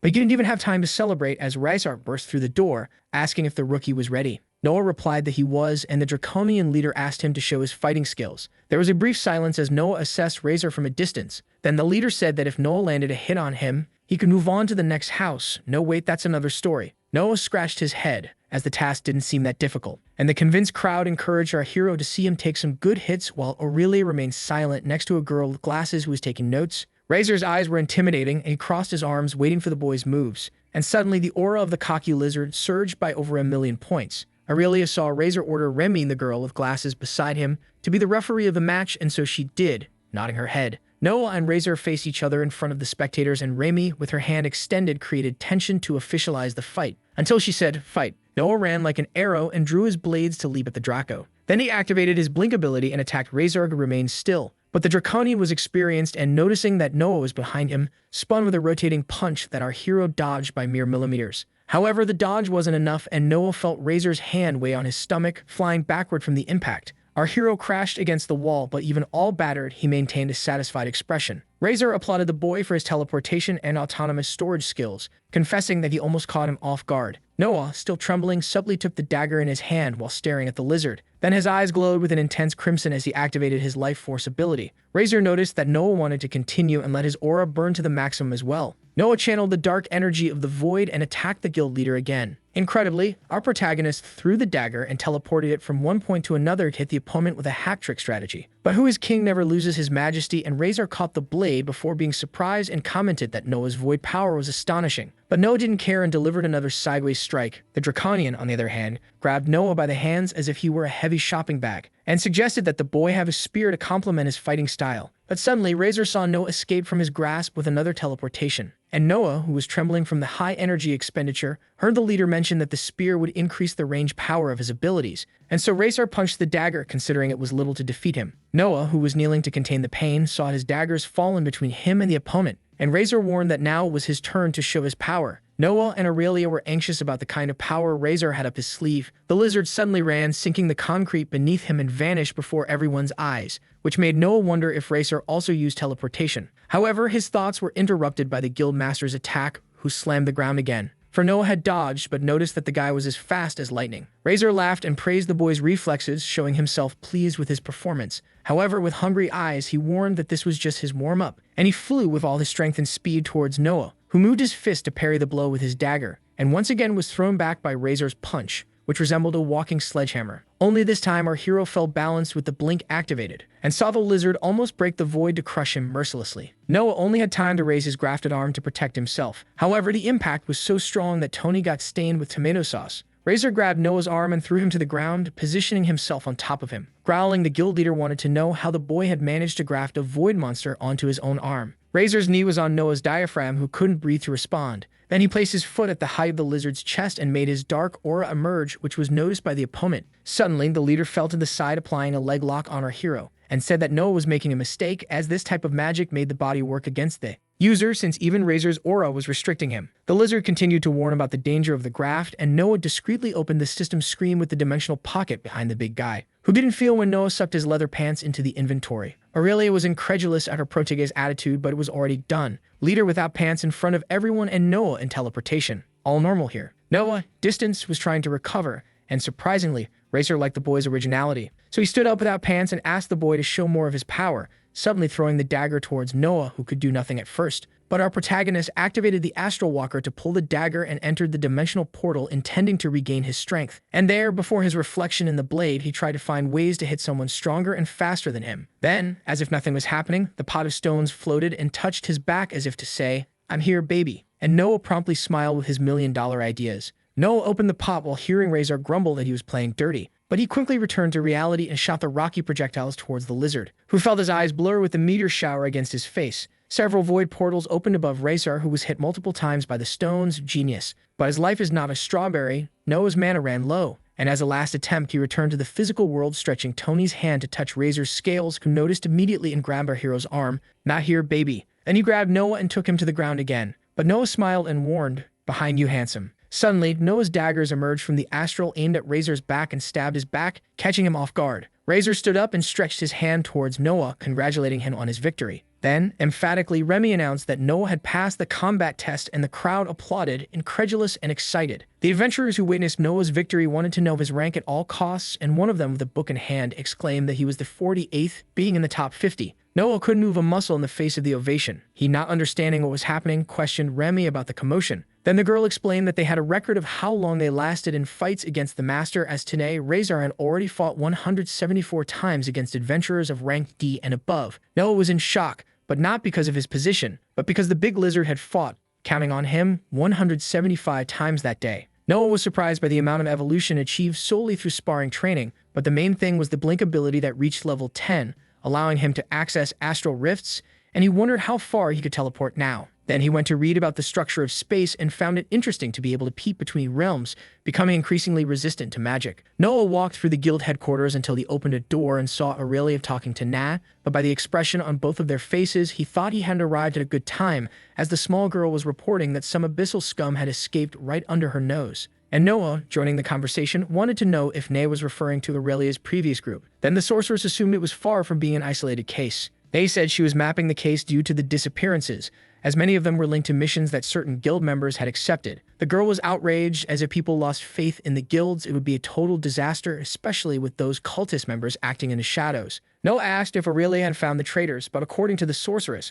her last lead was that they were on some mission near Windress. Nay brought her fingers to her head and focused her magic to help Aurelia search for the suspects in specific places. And when the papers began to float around the room, Noah was astonished by the girl's power, which Aurelia whispered was the magic of fate. Until suddenly, Nay focused on one of the papers and caught it in the air, promptly revealing that Aquarius was the location of the new search for our heroes, which made Aurelia bow to the mage in gratitude. However, Nay asked them to consider this an official mission to track down the Iron Fists and bring them to the guild. And when the system updated the new mission, which was called Vengeful Hunt, the small receptionist only asked for one thing: bring one of them back alive. After the day at the guild, Noah wanted to buy a spear, and Aurelia told him to follow her, as if she knew the right place for that. Sorceress guided Noah through a kind of tunnel, and the boy felt somewhat apprehensive about the place as they descended a staircase. Then they reached a wooden door with a sign hanging, and Aurelia turned the doorknob while greeting someone named Josiah who was in the room. The boy opened a genuine smile and seemed quite familiar with the fire parakeet, but that nickname is only for those close, you see chat. He hugged Aurelia saying he missed her, and the sorceress returned the affection sincerely. Then she introduced Noah, who waved somewhat shyly at the young man with an easy smile,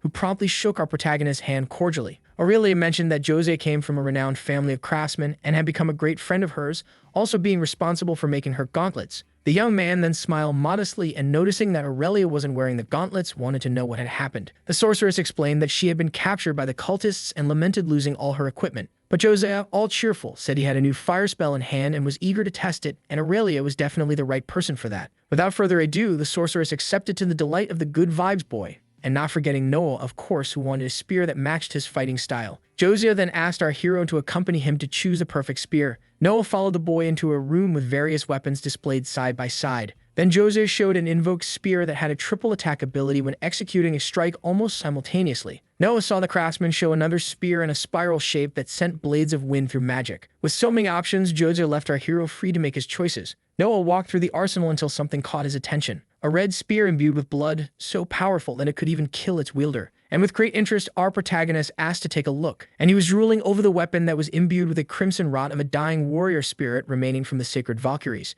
Noah chose his spear and wanted to know how much it cost, which left Jose somewhat perplexed. Jose dropped his friendly demeanor and tried, politely out of respect for Aurelia, to inform Noah that the makeover spear was not for sale. The young man, holding the shaft with a cloth, explained that he only kept the spear in his arsenal because he hoped to remove its crimson rot magic. Noah looked seriously at the young man as he explained that if a limb were infected by the spear's magic, the only option for healing was to amputate it, in addition to needing a resistance to rot that few people in the world possessed. Noah raised his eyebrows mysteriously and lifted his grafted hand, asking to at least conduct a test. However, Jose appeared hesitant and warned that the magic could destroy even his false arm, so he apologized but said the deal would not be closed. Nevertheless, Noah tried to persuade the young man and claimed to have certain traits that would allow him to wield that weapon. Suddenly, Aurelia's voice emerged at the door, asking to let the protagonist take the weapon, as that conversation had dragged on too long, and Jose, incredulous, reminded his friend how dangerous rot magic could be. Aurelia agreed with the craftsman but mentioned that she had seen Noah bombarded by necrotoxins and still came out unscathed. Moreover, if Jose refused, the clever one would simply teleport in the dead of night and steal the spear anyway. The craftsman nearly choked upon learning that Noah had teleportation skills. Then, reluctantly, he sold the spear for 8 Class D mana stones and warned that the cautious live longer. Noah tried to haggle for 5 stones, and Josiah ended up conceding with a sour expression. Leaving with his new toy, Noah asked if the craftsman had the tome for proficiency in spears, and the young man replied that he would sell it for 2 more mana stones. And so he handed the tome to Noah, who also received a new outfit as a bonus. Aurelia just watched the boys make their deals, and Noah, not wasting any time, quickly acquired the necessary information in the system about handling the weapon and its qualities. Jose commented that Noah had chosen a difficult weapon to wield, and that if our hero wanted to return it, he wouldn't do so for the same price. Supply and demand, you know. Noah donned the coat that made him look like a power metal vocalist and thus said goodbye alongside Aurelia to the nice craftsman. Our protagonist wanted to test the spear as soon as possible, but Aurelia, like a mother vetoing her child's new toy, only allowed him to use the weapon after dinner. And Noah, full of sulk, questioned why he couldn't have fun. But he became interested when Aurelia suggested they check out the astral rift of the castle. Noticing the young man's curiosity, the sorceress said that the castle was built over a rift that led to the astral plane of winds, and Noah liked the idea. They stood watching the show of flying men, and Noah wanted to enjoy the spectacle more. However, Aurelia said she had more important things to do than babysit a guy flirting with the town girls. And despite accepting the lecture, our protagonist justified that he just wanted to stay until the song ended, as he wasn't flirting. But the guy couldn't stop looking back, and Aurelia nearly punched the stud in the face. Noah admitted that the herb-selling girl was cute, but Aurelia disillusioned him by saying she was nothing more than a herbalist thief. Aurelia explained that these girls targeted tourists, inviting them to drink by offering their herbal specialties, but then they would steal even their underwear if necessary. Noah, still smitten, commented that the drinks didn't affect him. So the sorceress let go of his hand and went ahead, impatient with testosterone. They arrived at a large castle where the local governor lived. Aurelia stopped and stared at its towers, and Noah approached without saying anything. The sorceress told him that there was also the temple of Avera, the goddess of winds and wisdom, and according to legends, she was responsible for opening the astral rifts in that region, which made Noah wonder if the gods could open them at will. Aurelia confirmed in response, but mentioned that there were rifts capable of opening on their own in nature. Noah also wanted to know a bit more about the deity Avera, and Aurelia said that if they were lucky, they would find her in the temple. And to ensure that nothing would go out of control, she advised Noah to show respect if the goddess appeared. So to defend himself, Noah replied that he wasn't 4 years old. However, for Aurelia, 4 years was a mature age for someone throwing a tantrum over a spear. Noah felt that in his heart, but Aurelia enjoyed having managed to tease him this time. Until our protagonist saw a kind of fairy spinning and dancing before his eyes. Then Aurelia commented that these fluffy creatures were air elementals, very common around those parts like fireflies in a dark place. Noah wanted to know if they wandered around all the time, and the sorceress explained that this was the temple of the goddess of air, so they flew freely. Our hero tried to socialize with one of the little beings, but got bitten on the finger with gusto. The little creature then flew away and complained that Noah smelled of emptiness. Aurelia looked back, reprimanding the young man, but he explained that he tried to be nice and the fairy simply attacked him because he stank. The sorceress almost spat from laughing, and she said she couldn't disagree with the elemental, although she herself would never have the courage to say that so openly to the Lord of Astral Hygiene. They entered the temple, and Noah came across the image of Avera and her familiar deity named Vedi, while a vortex of energy swirled beneath his feet. Noah asked if the vortex was an astral rift, and Aurelia confirmed, saying that one could probably feel a torrent of air emanating from it. The young man walked towards the rift, but one of the fairies promptly blocked his path and invited Noah to visit her home, for, according to her, the Great Mother would love to meet the stinky one. Noah stood before the portal while the little elemental curiously insisted that he enter her home. The vortex seduced Noah insistently, so he told Aurelia what was happening, and the sorceress expressed some disbelief. Noah confessed that he felt tempted to enter, but Aurelia explained that if he did, he would be torn into 1,000 pieces until his mana completely disappeared. However, our hero did not feel intimidated and asked Aurelia to hold his hand so they could discover together what was inside, but the woman firmly refused. And when she tried to convince him to give up the stupid idea, Noah simply activated Blink and left Aurelia's line of sight. Then he grabbed the sorceress and jumped into the vortex, which sucked them in like a black hole. However, the lights were intense in the place, and Noah widened his eyes to identify everything around him, while the fairy guided them through numerous doors that formed in that astral corridor. They kept following until they suddenly fell into the astral plane of winds. Aurelia, indignant, asked what the crazy guy thought he was doing. But suddenly, they heard a soft voice wishing them welcome, and a magnificent and imposing woman sitting on her throne remarked that it had been a long time since she had received interesting visitors. She stared at our heroes with glamour and curiosity, while Aurelia couldn't believe what she saw before her eyes. But Noah was more interested in knowing what ability the beautiful woman used to enhance her impeccable lip filling. However, the goddess smiled at Noah's audacity to try to identify her through her astral system. Curious, he asked how she knew him, and Aurelia quickly spun to our protagonist to ask for good manners with the deity. But the goddess didn't seem to care and solemnly informed that she knew many things, for she was the goddess of wisdom. Then she took a chick sip of champagne to moisten her royal throat. Noah suddenly felt a jolt in his neck, and Aurelia, forcing him to bow, apologized to Avera for the insolence,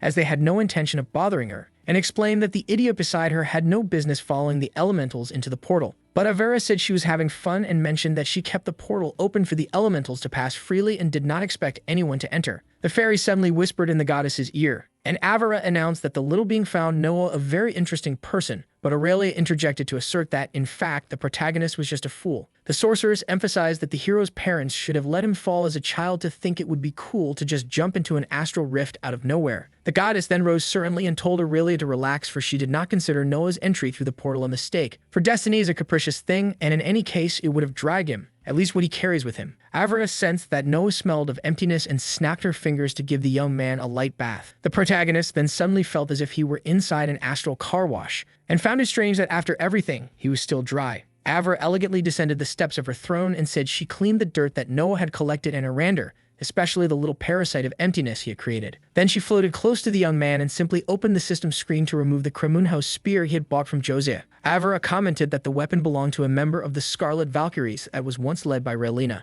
She examined the spear and said that now she could see its contamination, but revealed that even that rot could become a blessing if used correctly. Avra revealed that Noah had received the touch of Raelina on his destiny and asked if he was aware of it and if she had returned after the incident. But the protagonist had no idea who the goddess was talking about or even that the spear had anything to do with her. Then Aurelia explained that Raelina was an ancient goddess of war who led the valuable order of the Valkyries. Avra said that the spear was one of her weapons and that Noah needed to find the goddess, as he was marked in his destiny. Then suddenly, our protagonist had a lapse of memory, and from his subconscious, he awakened the vision of the goddess trying to save him. But despite his efforts, he was confused. Avra looked at Noah and smiled. She placed the spear in Noah's hand with hope for the goddess's return, and said that the mark on the young man's destiny would guide him if he followed her guidance. Lady Avra asked that if Noah found Raelina, he should deliver the message that she was still waiting for her promise. Then, Aurelia asked for permission to ask a question, which was promptly granted by the goddess. The sorceress wanted to know if she had information about the abyssal cultists infiltrated in the guild as innocent people were dying. But the goddess, despite all her knowledge, could not help them with these matters, even if she wanted to very much.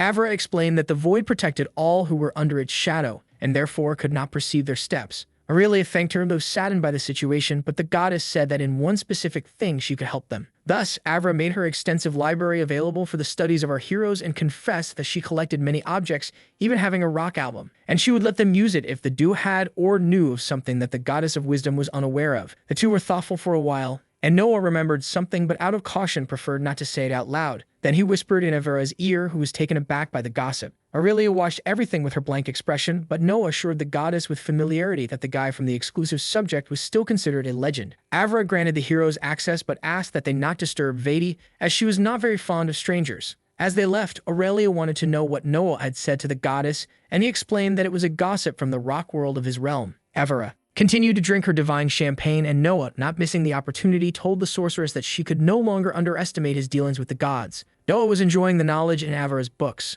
until he decided to wake up Tony, the sleepiest arm in history, to have a chat. So our protagonist took off the ring of victual that he still kept with him and told the little hand that it might want to go out and have some fun. Noah put the ring on his finger and asked Tony if he could inhabit the artifact. A dark energy began to emerge from the arm, and the boy understood it as a yes. And suddenly, Tony's eye began to compress and transform itself to the cultist ring. Noah had fun with the situation while the parasite observed everything. Our protagonist asked if the eye could detach from the ring, and after a few attempts, Noah saw wings forming on the parasite, which transformed into a small eye bat. Tony flew up to the highest shelves and began to read the books through the system. This made Noah notice new abilities on his sheet, as well as considerable evolutions in his paths. Noah started to put the books away, and one of the fairies approached to say that the mother goddess liked the stinky one. Then, quite excited, the elemental wanted to show something to our hero and flew offering to follow. Noah noticed that the fairy invited him to another astral rift, so he moved his lips in curiosity and thus crossed the barrier. On the other side, the little air creature continued to guide him through a kind of garden with a fountain, and Noah showed himself surprised by the objects sculpted in flowers where the water flowed calmly. Several elementals flew alongside Noah until they began to dive into the fountain, and the protagonist discovered that there was another world hidden beneath the surface of the water. Noah thought about submerging his grafted hand,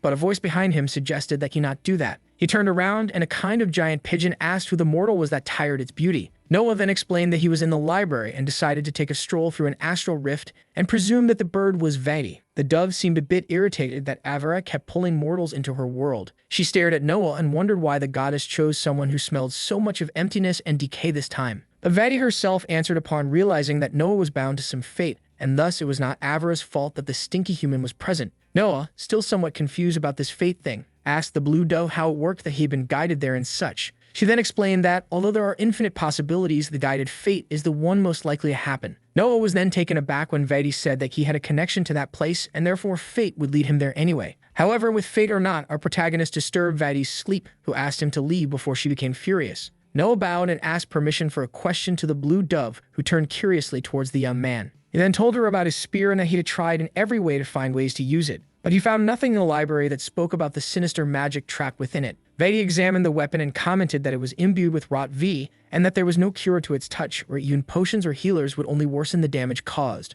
Noah inquired about what to do, and the dove replied that he should connect with the spirit of the spear, letting it run freely within his being. For then the spirit would recognize him as its master, but Noah would have to master the force before the rot consumed him completely. Noah stared at the spear, and promptly the system updated his mission to bond with the spirit. It was enough for the protagonist to remove the cloth that covered the weapon and present himself as the guy who took risks. Vadi thought it was foolish of the young man, but she was willing to watch the spectacle until the end, which, regardless of the outcome, would be etched in her mind. Noah looked at the dove and said, "Watch and you will see." Then he inflicted himself with the rot, which was soon flagged by the system, but curiously his and Tony's abilities resisted all types of diseases manifested by the spear. And suddenly it happened. The red screen asked if Noah would like to create the bond. Noah touched yes and suddenly was transported to a rift or part of the weapon's consciousness where various bodies and skeletons were piled over a river of blood. With the silhouette of a man watching him in the background, Noah then asked in shock what kind of place that was. He stared at the silhouette and asked who he was, but for a few seconds he received no answers. So the video ends here. If you don't want to miss the next part, activate the notification bell, and see you next time on Tob's channel.